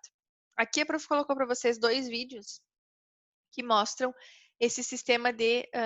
são vídeos que falam sobre a sala de incubação e falam sobre essa questão da viragem dos ovos, né? Que não é simplesmente, puf, capote, né? Tombar o embrião. É sacudir ele para que ele fique sempre em movimento. Depois vocês assistem esses videozinhos, tá?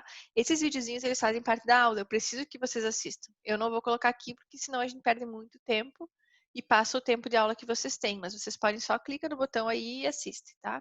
Bem fácilzinho, bem simples. E isso aqui para falar da circulação de ar, tá? Tô vendo que a prof está falando de vários pontos da incubação, né? A circulação de ar. Percebam que a gente tem as placas aqui que produzem, né, calor ou frio, enfim, e ó como esse ar circula, né, em toda a sala, tá? Ele vai passar através das colunas de ovos. Então, por quê? Porque a temperatura que eu tenho aqui no centro, ela tem que ser igual à temperatura que eu tenho aqui na extremidade. Perfeito? Essa temperatura tem que ser homogênea. E essa circulação de ar é importante por quê, pessoal? Porque tem mais um fator. Pensem comigo assim, ó. Quando a gente tem calor e umidade, a gente pode ter condensação, né? Que é a formação de gotículas de água na superfície. Se nós formarmos gotículas de água aí por causa da temperatura, erro de equilíbrio de temperatura e umidade, essas gotinhas de água impedem a troca de oxigênio, tá? Entre o embrião e o meio externo. Então, eu preciso manter sempre o meu ovinho bem sequinho, né? Com os meus poros lá da minha casca livres, bem abertos, tá? Então, essa ventilação também vai promover que essa temperatura seja sempre bem distribuída no incubatório, vai evitar essa sedimentação aí de líquidos na casca e vai facilitar essa troca aqui, que a prof falou para vocês, que é a entrada de oxigênio e a saída de gás carbônico, que precisa desde que a galinha coloca o ovo, lembra? Não é só quando a gente tem a formação do embrião, tá? Ela é desde que a galinha coloca o ovo, eu preciso ter esse controle, porque lembra que o start lá no desenvolvimento embrionário, ele começa a partir de enzimas que dependem do pH adequado. Então, eu tenho um pH adequado quando eu faço essa troca de gás carbônico por oxigênio. E aí, é uma coisa importante a ser feita ainda dentro lá da sala de incubação, antes dos pintinhos nascerem, é a incubação em ovo, a vacinação em ovo, tá? Nós vamos ver que existe a possibilidade de a gente vacinar essas aves também em um dia de vida. Mas a vacinação em ovo, ela é muito mais prática, né? Do que vocês pegarem pintinho por pintinho, embora vocês vão fazer a sexagem, né? Do que pegar pintinho por pintinho para fazer a vacinação. Às vezes a vacina não é bem colocada, né? A pressa do momento, esse líquido aí da vacina, ele fica exposto por muito tempo antes de ser aplicado, vai perdendo a capacidade imunogênica. Então, a vacina em ovo tem várias vantagens. Aí, ó, imunidade, né? Pintos expostos antes da eclosão à vacina, essas vacinas, né? Então, quando o pintinho chega na granja, ele já montou a resposta imunológica, que é um pouquinho diferente. O que adianta, por exemplo, o pintinho de um dia, né? O pintinho de um dia, ele ainda vai ter uns diazinhos para responder imunologicamente. Se vocês vacinam aí no 18º dia, que é o mais comum, esse embrião já começa a desenvolver imunidade. Quando ele nasce, ele já está preparado para o desafio. Uniformidade, é um processo automatizado, então com a mesma dose de vacina e concentração em todos os ovos simultaneamente. Não tem erro nenhum, isso é uma máquina que faz, a prof já vai mostrar para vocês. Eficiência, tempo decorrido entre a eclosão e alojamento é menor, pois os pintinhos já estão vacinados, né? Se vocês deixarem para fazer a vacina quando eles nascem lá em um dia, vocês ainda vão perder tempo para fazer essa vacinação. Estresse, menor manipulação das aves, né? Vocês vão inocular em ovo, pensa só. Então não tem estresse nenhum para a ave, né? Do que se vocês forem pegar uma por uma. Rentabilidade permite redução de custos, né? Porque a gente não precisa de mão de obra. Eu não vou precisar uma pessoa indo lá pegar pintinho por pintinho para vacinar. Isso que vocês estão vendo aqui, ó, é a máquina que faz a vacinação automática, tá? É uma agulha, ela vai transfixar o ovo, eu acho isso muito louco, né? Porque a gente fica pensando como que entra dentro do ovo sem quebrar o ovo, que eu toda Páscoa tento quebrar o ovo naquela pontinha para poder botar a carapinha dentro. Não é isso? Gordo é foda. Olha, é 2 minutos eu tô falando em comida, né? Tô sempre falando em comida o tempo todo. Mas aí tu tenta quebrar aquela pontinha assim para guardar a casquinha para decorar, não dá certo, quebra. Aí o indivíduo vai lá com uma agulhinha e fura mesmo, tá? A máquina fura mesmo, com muita precisão. Então vou mostrar para vocês, tem como se fosse um vácuozinho aqui, ó, que pega o ovo, tá? Deixa eu mostrar antes a máquina, ó. Tá aqui ela. Essa ordem de slide aqui, nada a ver, tá trocada. Aqui tá a máquina. Então, estão todos os ovos, a máquina vem, cada ovo vai ter a sua agulha, né? Ela vem, ó, tuft, inocula e sai. É como se fosse uma borrachinha que tem aqui, ó, que fixa bem, como se fosse a mão de uma pessoa pegando, né? Só que, obviamente, com uma calibragem muito melhor do que a minha tentando fazer furo novo para fazer a carapinha. O que eu quero que vocês observem, ó? Tem duas agulhas aqui, ó. Tem uma agulha aqui e uma agulha aqui. Estão vendo? Uma agulha dentro da agulha. Por quê? Porque essa agulha aqui, ela perfura a casca do ovo, tá? Se ela tem contaminação, ela não vai liberar lá dentro do espaço, né? A sujeira, ó. Então, essa daqui tá limpa, ó. Essa daqui entra e a outra limpinha sai e inocula o líquido. Tá? Então, diminui um pouco a contaminação. E, obviamente, que cada vez que tira essa agulha, a máquina faz uma autolavagem, né? Para não passar alguma coisa de um embrião para o outro, tá? E aí, pessoal, acho que tá, não botei aqui. Tá. E aí, onde é que é o adequado? Ó, primeira coisa importante, vai ter uma idade lá para fazer essa vacinação, né? Normalmente é de 18 a 19 dias da incubação. Por que, prof, nessa idade? Porque o pintinho já tem que estar nessa posição que vocês estão vendo aqui, ó. A região do dorso dele já tem que estar aqui, tá? E ele tem que estar com a cabecinha dele embaixo da asa direita, ó. Tá vendo que aqui ele tá assim com a cabecinha embaixo da asa direita? Por quê? Porque se ele não tiver nessa posição, você tem chance de inocular aqui, ó, nas costinhas, ou então, né, se ele tiver virado ainda na cabeça, e aí a gente pode ter mortalidade embrionária. Então, o adequado é inocular onde será? A agulha chega até onde? Se vocês fossem vacinar, vocês vacinariam em que porção aí do ovo?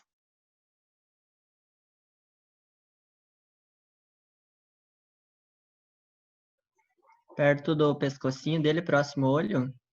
O ideal é aqui, ó, que esse líquido seja depositado aqui no líquido amniótico, tá? No amnion. Tá? Não, às vezes pode ser direto, algumas até pode ser direto no pintinho, mas o comum é aqui no amnion. Algumas aqui no alantoide, nunca na câmara de ar, ó. Nunca na câmara de ar. Porque a câmara de ar deixa de ser câmara de ar e vira câmara de vacina. E o pintinho vai furar, quando ele respirar, ele vai aspirar e vai morrer. Né? Então a gente tem que manter nossa câmara de ar. Então tem que ter muito cuidado com isso. A vacina vai normalmente ser inoculada, é claro que depende do tipo de vacina, mas a maioria delas é feita para ser liberada aqui no amnion, tá? Então, o que faz vacina normalmente no incubatório, né? Faz mareque, gumboro e boba, já faz direto em ovo, tá? Então já sai vacinado. E depois nós vamos ver que tem algumas vacinas que são em pintinhos de um dia, tá? Principalmente as vacinas respiratórias que são via aspersão. O prof já vai mostrar isso para vocês. Perfeito. Então, no incubatório, tudo certo. Tem que me preocupar com temperatura, com umidade, com viragem de ovos, com circulação do vento e com a vacinação, né? Muita higiene na vacinação, as máquinas bem limpinhas. Olha, outro problema, Karine, do ovo sujo, né? Quando a gente fosse vacinar, a gente ia levar para dentro um monte de contaminação. Então, também tem essa desvantagem. Agora, os pintinhos ficaram uns 21 dias, né? Que tinham que ficar na incubação. Percebam que eu vou fazer para vocês o seguinte. Esses 21 dias, eles são muito variáveis. Inclusive, vocês já aprenderam uma das variáveis, que é a questão da estocagem, né? Mas a gente pode ter outras variáveis que são imprevisíveis. Por exemplo, assim, a temperatura da incubadora não chegou naquilo que eu queria, a umidade estava um pouquinho diferente, os pintinhos atrasaram o desenvolvimento. Então, o que eu faço? Deixo um pouco mais. Bom, e como que eu sei se eles precisam ficar mais ou menos? Daí, normalmente, vai sendo feita a quebra dos ovos, tá? A quebra dos ovos vai sendo feita ao longo do sistema de incubação. Normalmente, a gente pega aí uns 2%, tá? De ovos incubados e vai fazendo monitoramento. Daí quebra e vê. Bom, para essa fase aqui de incubação, o embrião está adequado, não está adequado, o que eu preciso melhorar? E vai fazendo esse ajuste ao longo de todo o processo de incubação. Mas, em média, a gente tem aí 21 dias. Eles vão nascer em torno de 2 dias. O que quer dizer isso? O primeiro começa a nascer aqui e aí eu vou ter até 2 dias para o segundo nascer. Perfeito? Isso a gente chama de janela de nascimento. Temperatura aí de 36 a 36,8 graus, um pouquinho mais, um pouquinho menos, não pode ser muito alta, porque esses pintinhos precisam se secar, né? Eles precisam se resfriar e se secar. E 70% de umidade com renovação constante do ar, porque eles liberam muita umidade nesse momento, tá? Eles nascem, eles liberam a umidade deles e também eles acabam produzindo mecônio. Contagem de 100 em 100 e colocados em caixa de transporte com forro de papelão. Então, eles vão nascendo aí, essas imagens mostram para vocês eles no nascedouro, né? A quebra dos ovos, ó. Estão nascendo, vejam, para que vocês vejam que a plumagem deles ainda está um pouquinho molhada. Aqui no dorso vocês conseguem ver que está um pouquinho molhada. E eles vão nascendo assim, ó, no nascedouro, tá? Isso a gente vai chamar de janela de nascimento, que é o intervalo entre o primeiro pintinho que nasceu e o último pintinho que nasceu. O que a gente quer? Uma janela de nascimento longa ou uma janela de nascimento pequena? Pequena? Pequena, né? Pequena. Por quê? Porque se eu tenho para mim que esses animais são colheita de ovos, todos de um dia, eles foram sincronizados no mesmo dia, eles têm que ter mais ou menos o mesmo tempo de desenvolvimento embrionário, tá? Mas por que eu quero pequena? Porque, veja bem, a gente sabe que as aves têm a gema, né?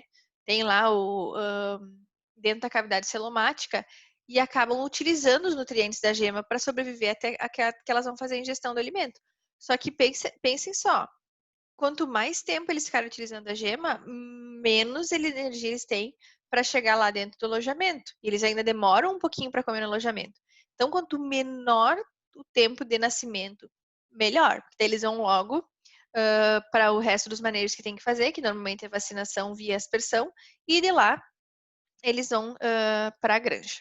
Então, o que influencia essa janela de nascimento? Ó, é a idade da matriz, a prof já tinha falado. Então, o que acontece aqui?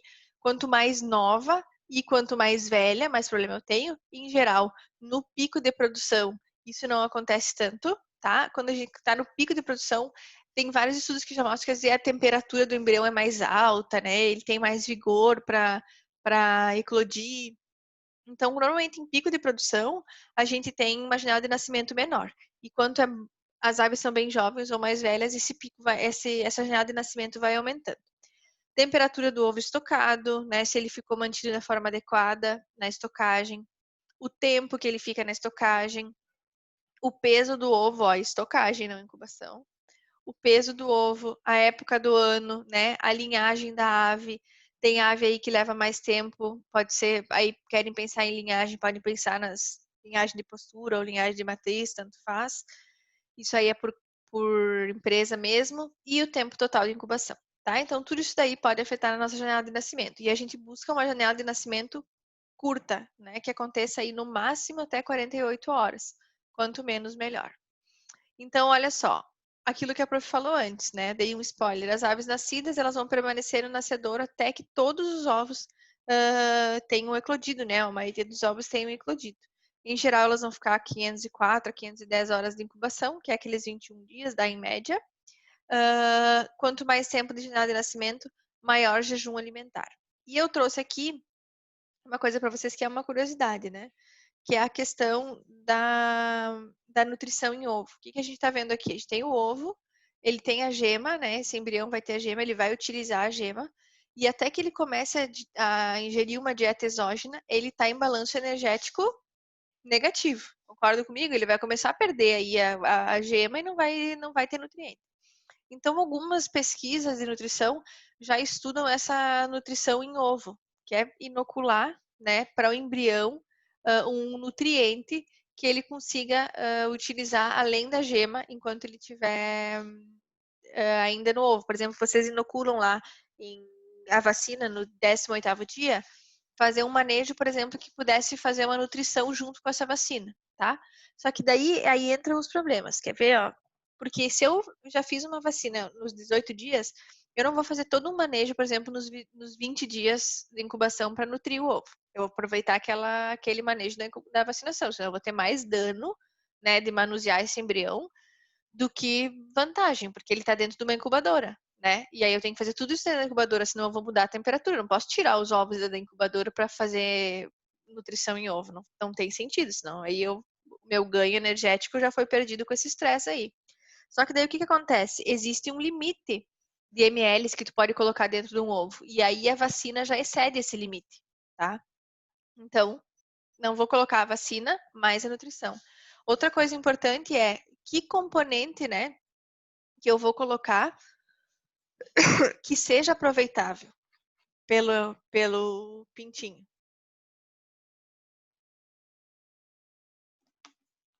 Que seja absorvido, né? Ele vai absorver como? Via oral, via cutânea, coloco esse nutriente que entre dentro da gema.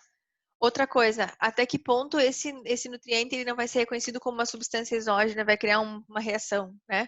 Até que ponto esse nutriente não vai ser algo que cause uma resposta inflamatória, ou que mate esse meu embrião, né? Então tem várias contras e a favores, mas ainda não encontraram o equilíbrio, por isso que isso aqui ainda não é utilizado, tá? Tem vários artigos sobre isso, depois se vocês tiverem interesse, eu posso passar para vocês, mas procurem isso aí que é uma área que é promissora, mas ainda não conseguiram encontrar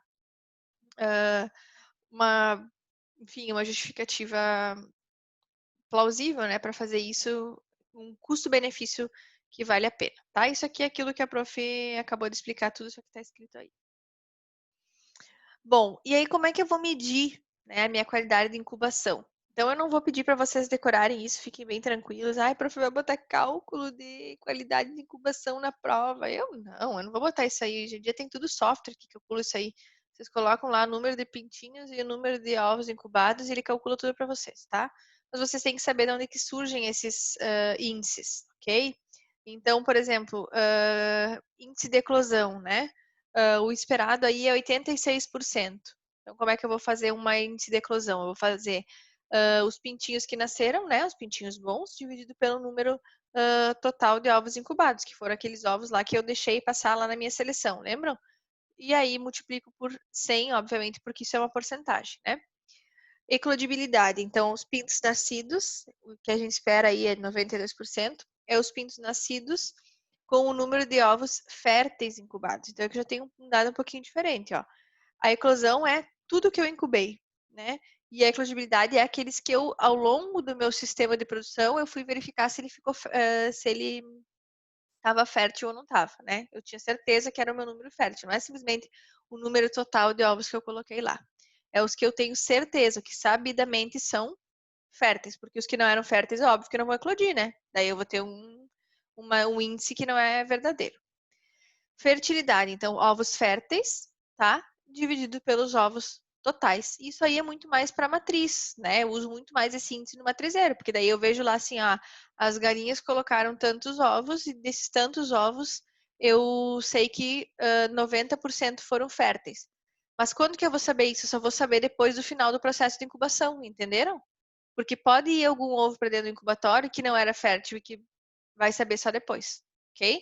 Então, eu tenho que juntar o dado do matrizeiro com o dado do incubatório para fazer a fertilidade. Entenderam esses índices aqui? Sim? Querem que eu explique de novo? Não precisa? Sim. Tá. Aqui, pessoal, então nós já temos o nosso pintinho, né? Ou o pintainho. E eu coloquei para vocês alguns scores, tá? Esses scores aí, eles são definidos pelas linhagens. É uma tabela, eu não quero que vocês decorem tudo isso, mas eu quero que vocês vejam assim, ó, por exemplo, atividade, né? Quer dizer que, por exemplo, tu coloca o pintinho deitado lá, ele se mexe, né? Ele não tá aquele pintinho palermo, aquele pintinho preguiçoso. Olha a professora falando, né? Vocês vão pensar bobagem. Não queremos pinto preguiçosos, não queremos pintos deitados, queremos pintos em pé, tá? Então, a atividade dos pintinhos, isso é importante. Penugem, né? Ele deve ser limpo, seco, né? Se estiver úmido ou sujo, eles vão ser classificados como ruins. E quando a gente tem pintinho lá úmido ou seco, a gente tem que pensar na qualidade do ar, na umidade, na temperatura da minha incubação, né? Que eles não perderam umidade adequada, eles têm que perder água enquanto eles estão na incubação. Então, se eles estão úmidos, é porque eles não estão perdendo essa água aí durante a incubação. Olhos, né? Os olhos brilhantes, bem abertos, né? Umbigo. Aí o umbigo é super importante, assim como qualquer espécie, né? O umbigo tem que ser sequinho, sem umidade, sem a presença de secreção, porque ele é porta de entrada, tá? Então toda a gema lá tem que estar absorvida, ela tem que estar dentro já da cavidade celomática. Eu não posso ter esse. Me fugiu a palavra. Eu não posso ter o. Meu Deus, tem um nome, é para bolsa. Ai, me fugiu. Que triste, já vai vir. Eu tomei semana passada eu tive isso também. Não sei se foi com a turma de vocês. Me fugiu uma palavra. Mas eu vou lembrar. Ele tem que estar todo absorvido, né? Para dentro da cavidade abdominal. Membrana remanescente. A mesma coisa, absorvida, pequena ou quase sem membrana. O abdômen, ó. Visualmente, ele não pode estar grande, porque ele tem que ter feito a absorção da gema ao longo do seu desenvolvimento. Ok? Ele vai diminuindo. Ficam só os resquícios. Pernas, tá? Essas pernas têm que ser firmes, não pode ter as perninhas avermelhadas. A prof já vai mostrar para vocês ali o joelhinho avermelhado, como é que ele fica. Aqui estão imagens, ó. Então, alerta, ativo, né? O umbigo bem fechadinho, ó. O que que nós estamos vendo aqui, ó? Umidade, né? Estilo de umidade no umbigo.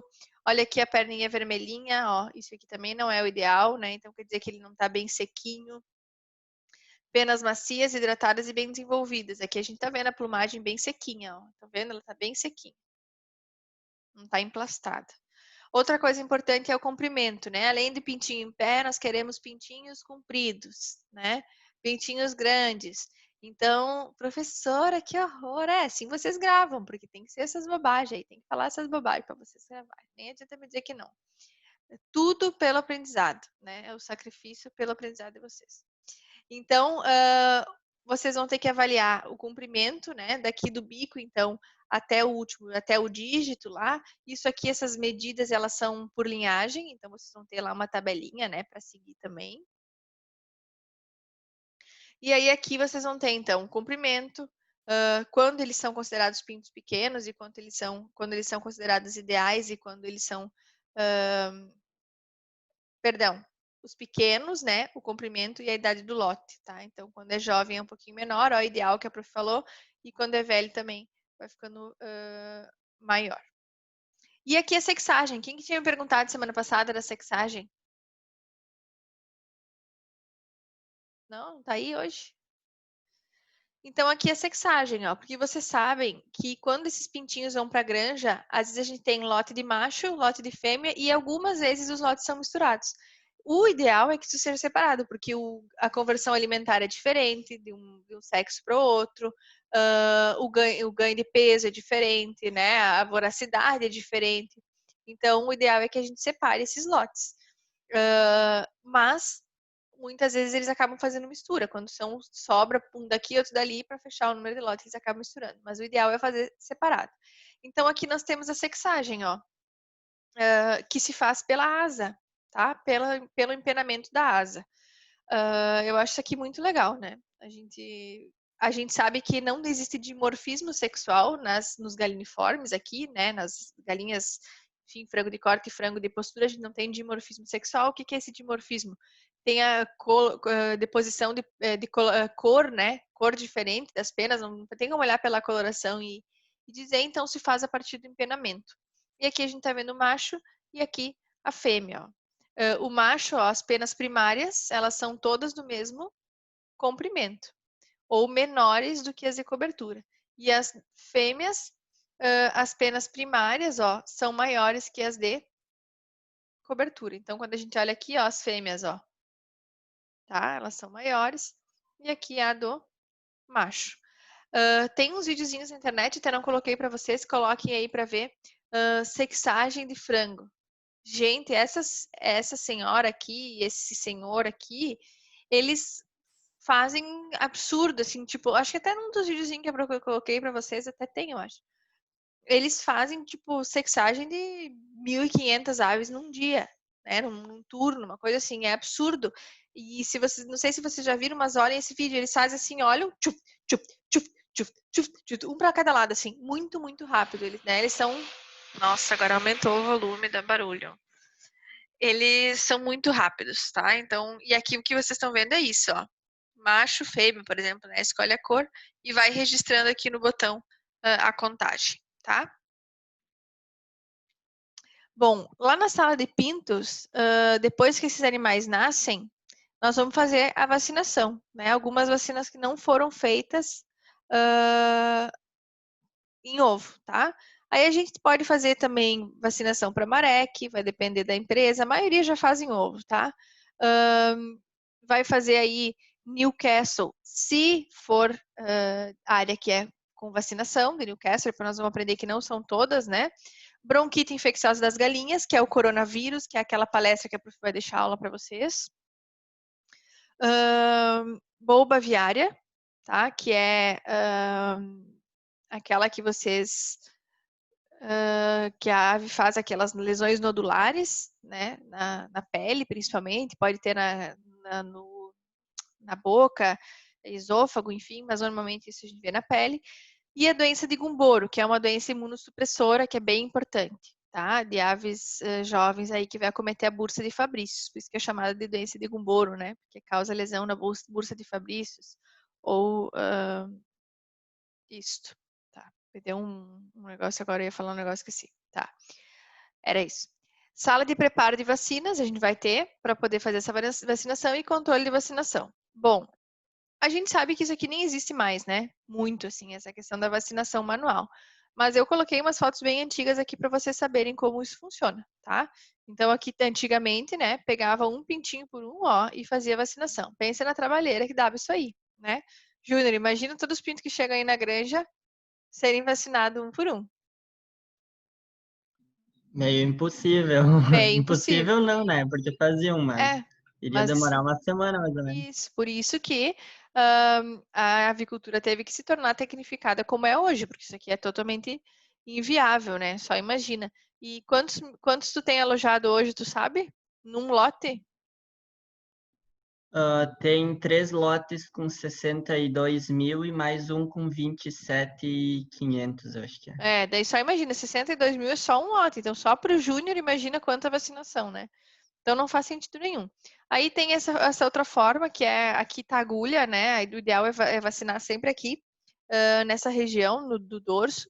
E aí, quando faz a sexagem, pode também já só coloca o pintinho ali e ele meio que automático já injeta, né? Também tem essa possibilidade, mas é menos comum.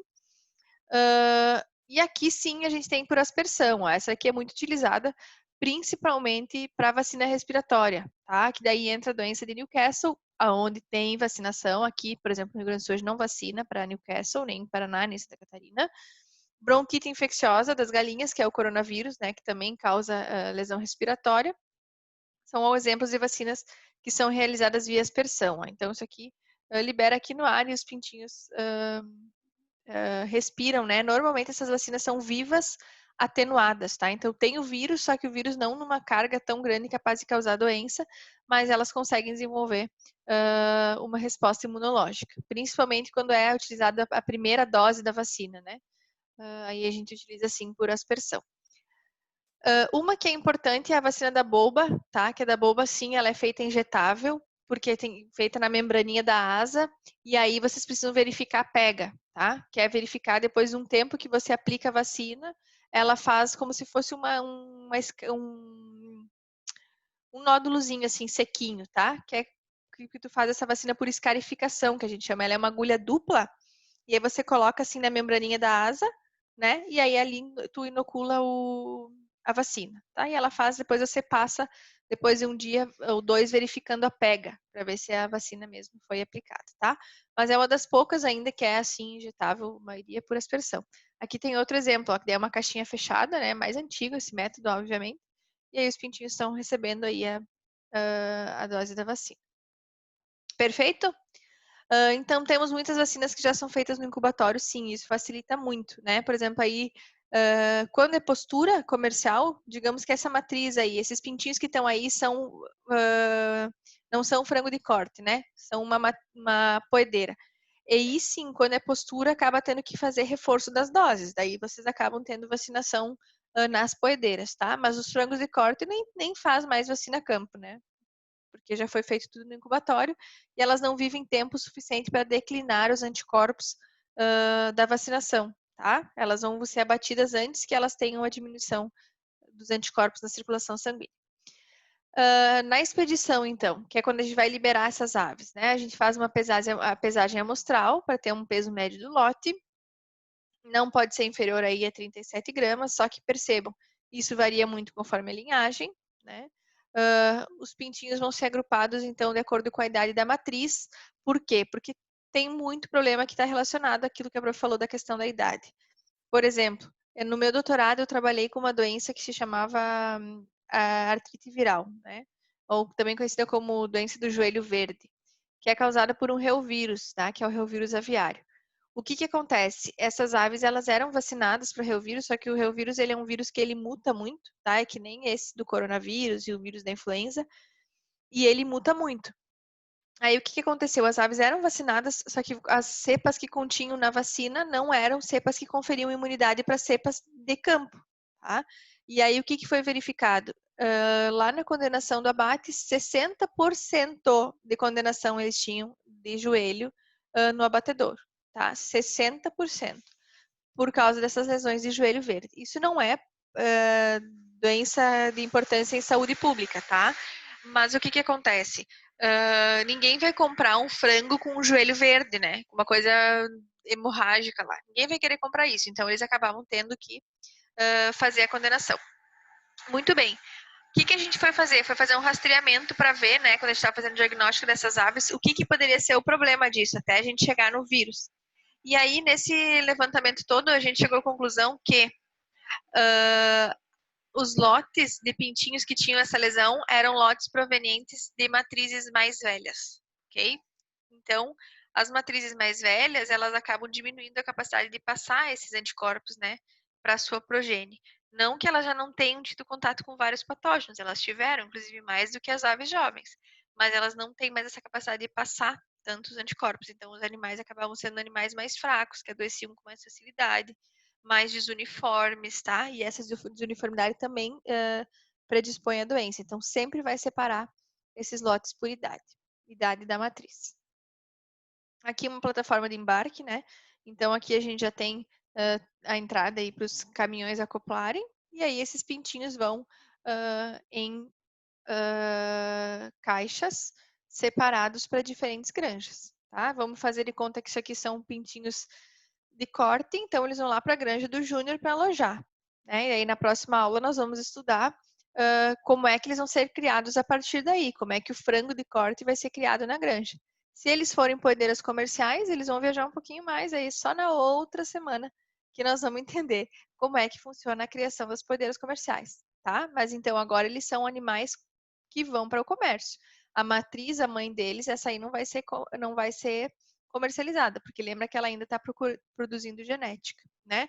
E aí vocês vão perguntar, tá, prof, mas e as avós e as bisavós? Essa mesma sequência aí, né? As avós, elas são matrizes também, matrizes que elas são aves produtoras que dão origem às matrizes, né? Então é o mesmo sistema. Nós vamos ter um incubatório que incuba ovos que dá origem para as matrizes, assim como nós vamos ter um incubatório que incuba ovos que dá origem para as avós, né? E assim como nós vamos ter um incubatório que dá origem às bisavós, que é um incubatório que então recebe os ovos das linhagens puras, ok? Então, assim, nós vamos indo. Todo esse sistema é o mesmo: incubatório, granja, incubatório e granja. Beleza, o nosso pintinho foi produzido. Então tá, tchau, professora. Falou. Boa semana para você. Negativo, meus amores. Existem coisas que acontecem por fora de tudo isso, né? Aqui tá corrida, mas tem gente correndo por fora. Quem que tá correndo por fora? É o meio ambiente, né? Que deveria estar correndo por dentro, que deveria ser o centro das atenções, e por isso que nós vamos ter uma aula sobre gestão de resíduos na avicultura e na suinocultura, porque a gente está no meio de uma pandemia, a gente tem vários problemas aí em decorrência, né, queimadas e tudo mais, em decorrência do nosso não cuidado com o meio ambiente. Então, esses resíduos aí, ó, que são gerados, por exemplo, casca de ovo, ovos inférteis, né, que são os ovos que não foram fertilizados, os ovos não eclodidos, os pintinhos mortos, e os ovos que nós descartamos, eles vão ter que ser enviados para algum lugar. Perfeito. O que eu posso fazer? Se eu conseguir separar a casca do resto, maravilha. Por quê? Porque a casca, normalmente, eu vou usar para a produção de ração, né, de animal, principalmente quando a gente quer buscar vender o cálcio, né, os minerais da casca. Então, a casca, em geral, ela pode ser usada aí para ração, inclusive para ostra, né, para a produção de ostra, porque as ostras precisam desse cálcio, então ostra, aquele cativeiro, utiliza farinha de ovo. Se eu tenho ovos inférteis, vejam bem, que é aqueles ovos que eu sei que são de uma granja que a fêmea teve contato com o macho, mas que eles não foram fertilizados por algum motivo. Talvez o macho não chegou perto da fêmea, talvez o macho era infértil, enfim. Eles não têm o desenvolvimento do embrião. Esses aqui, se eles não entrarem para incubação, se eu conseguir selecionar eles antes, eu posso destinar eles para subprodutos, inclusive de consumo humano, tá? Eu posso fazer subproduto disso aí, alimentício, até cosmético. E aí, esses ovos inférteis também podem ser utilizados junto com os não eclodidos, com os pintinhos mortos e com os descartados para fazer ração também, tá? Para outras espécies animais. Pode. E também podem ser utilizados para fazer fertilizante. Então, eu uso junto com as carcaças das aves que morrem, né? Junto lá com, por exemplo, resíduo de granja de matriz e tudo mais, e utilizo isso aí para transformar em fertilizante. Pode usar. Posso usar também para produção de biogás. Posso, mas tem que ter uma estrutura, né, que transforme isso aí em biogás. E por último, eu posso ainda utilizar isso daí, na verdade, transformar isso em outra coisa através de um aterro sanitário. Só que o aterro sanitário, ele é sempre a última opção, tá? Por quê? Porque o aterro sanitário, além dele não gerar lucro para o incubatório, né? Porque eu não consigo vender o meu subproduto, ele ainda causa dano ao meio ambiente. Então, é muito difícil que esse resíduo aí vá para aterro sanitário. O ideal é que se aproveite. Então, assim, o que se quer dentro do incubatório? Se der para ganhar dinheiro com o resíduo, perfeito, né? Porque a gente não pode perder nada. Se não der para ganhar dinheiro com o resíduo, pelo menos que não tenha custo para destinar ele, né? E sempre eu não quero poluir o meio ambiente, eu quero fazer pelo certo, tá? Então, o ideal é transformar isso daí. Aí tem a opção de fazer cozimento, secagem e moagem, com ou sem remoção de parte da gordura, fazer farinha de resíduo de incubatório, tá? Mas tem várias outras opções, vai depender de como eu consigo separar. Às vezes, para o incubatório não é vantagem separar a casca do resto, porque é muito trabalho, enfim. Aí eles moem tudo e fazem farinha de resíduo, tá? Mas tem várias opções, isso vai depender do que a empresa opta por fazer.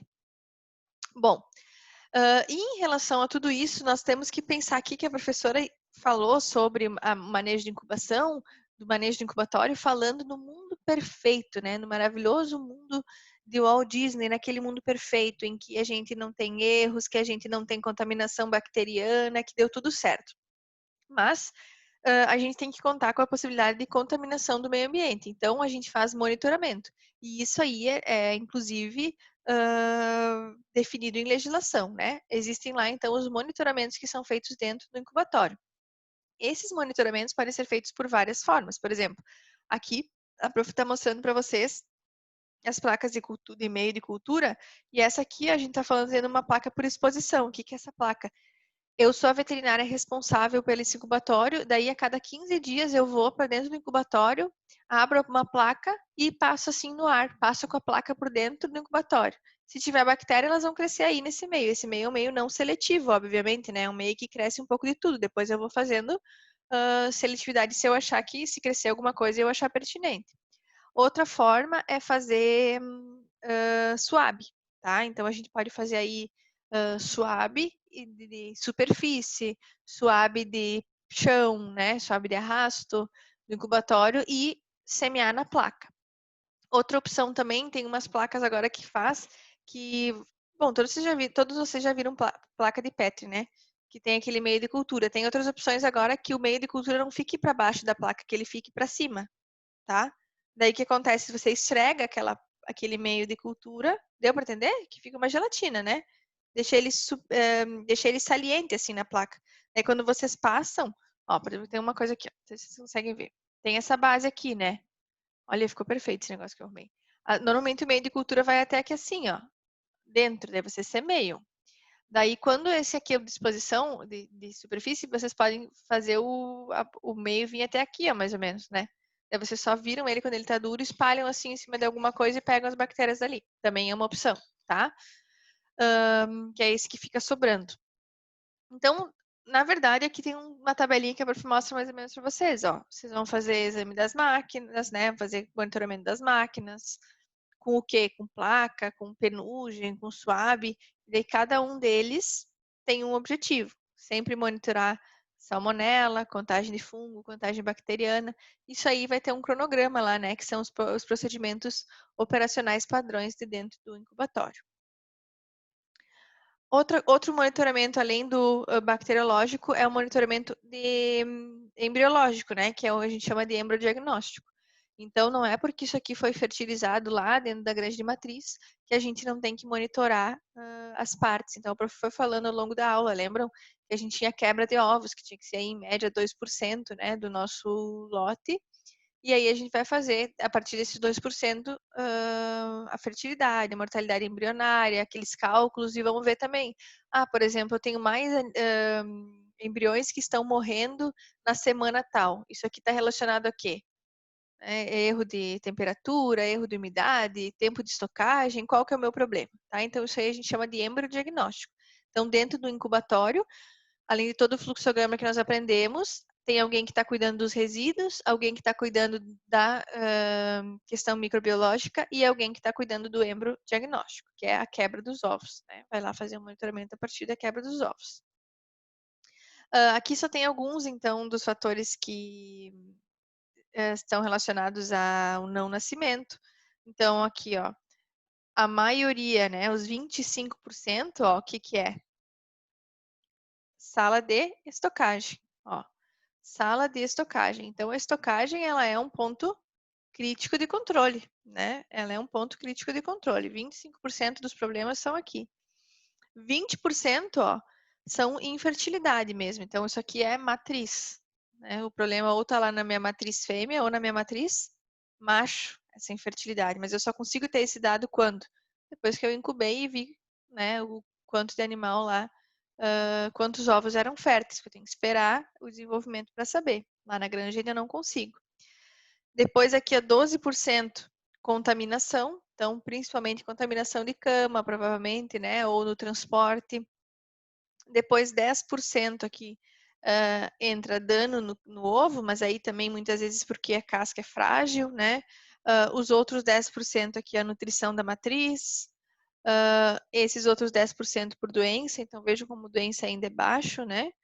E 8% é genética, então deficiências lá da linhagem. Então, as duas principais, ó, estão aqui é estocagem e infertilidade. Tá? Então, o que que é esse problema da estocagem? É o fluxograma, né? Todo, porque às vezes a gente não tem o que fazer. Por exemplo, se isso aqui era 25% agora aqui, não, antes que não tinha pandemia, era uma média. Imaginem agora que tem pandemia e que não está conseguindo desovar, literalmente, né? Fazer a desova dos ovos aí dentro do incubatório para as granjas, porque não tem abatedor. Então, isso aqui é logística. E aí, pessoal, o que que é o nosso objetivo, então? O manejo de incubação todo é para que nasça esse pintinho lindinho aí, com as pluminhas bem sequinhas, né? Com os aprumos bem direitinho, com os olhos bem abertos, aquela questão de toda a qualidade. E aí ele pode ser ou um franguinho de corte ou ele pode ser uma galinha poedeira, tá bem? Aqui a prof colocou para vocês alguns guias, né? Guia de manejo de incubação, ó, todas aquilo que a prof falou para vocês, que a gente tem esses guias, inclusive vocês conseguem achar na internet em PDF se vocês quiserem estudar. Aqui, coincidentemente, a prof colocou os dois da Cobb, né? Não sei porque eu botei dois da Cobb, podia ter botado outro. E aí a Cobb é frango de corte, tá? E aí, para terminar, é esse slide aí, bem sem vergonhinha, né?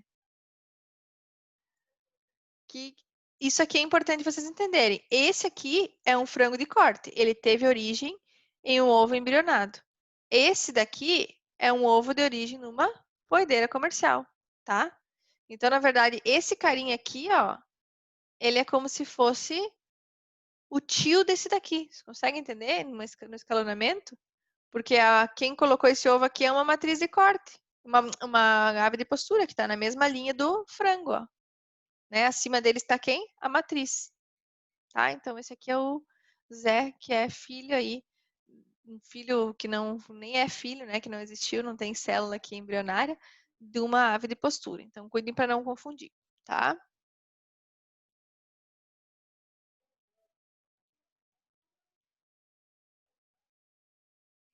E aí, temos dúvida? Como é que nós estamos? Tudo certo?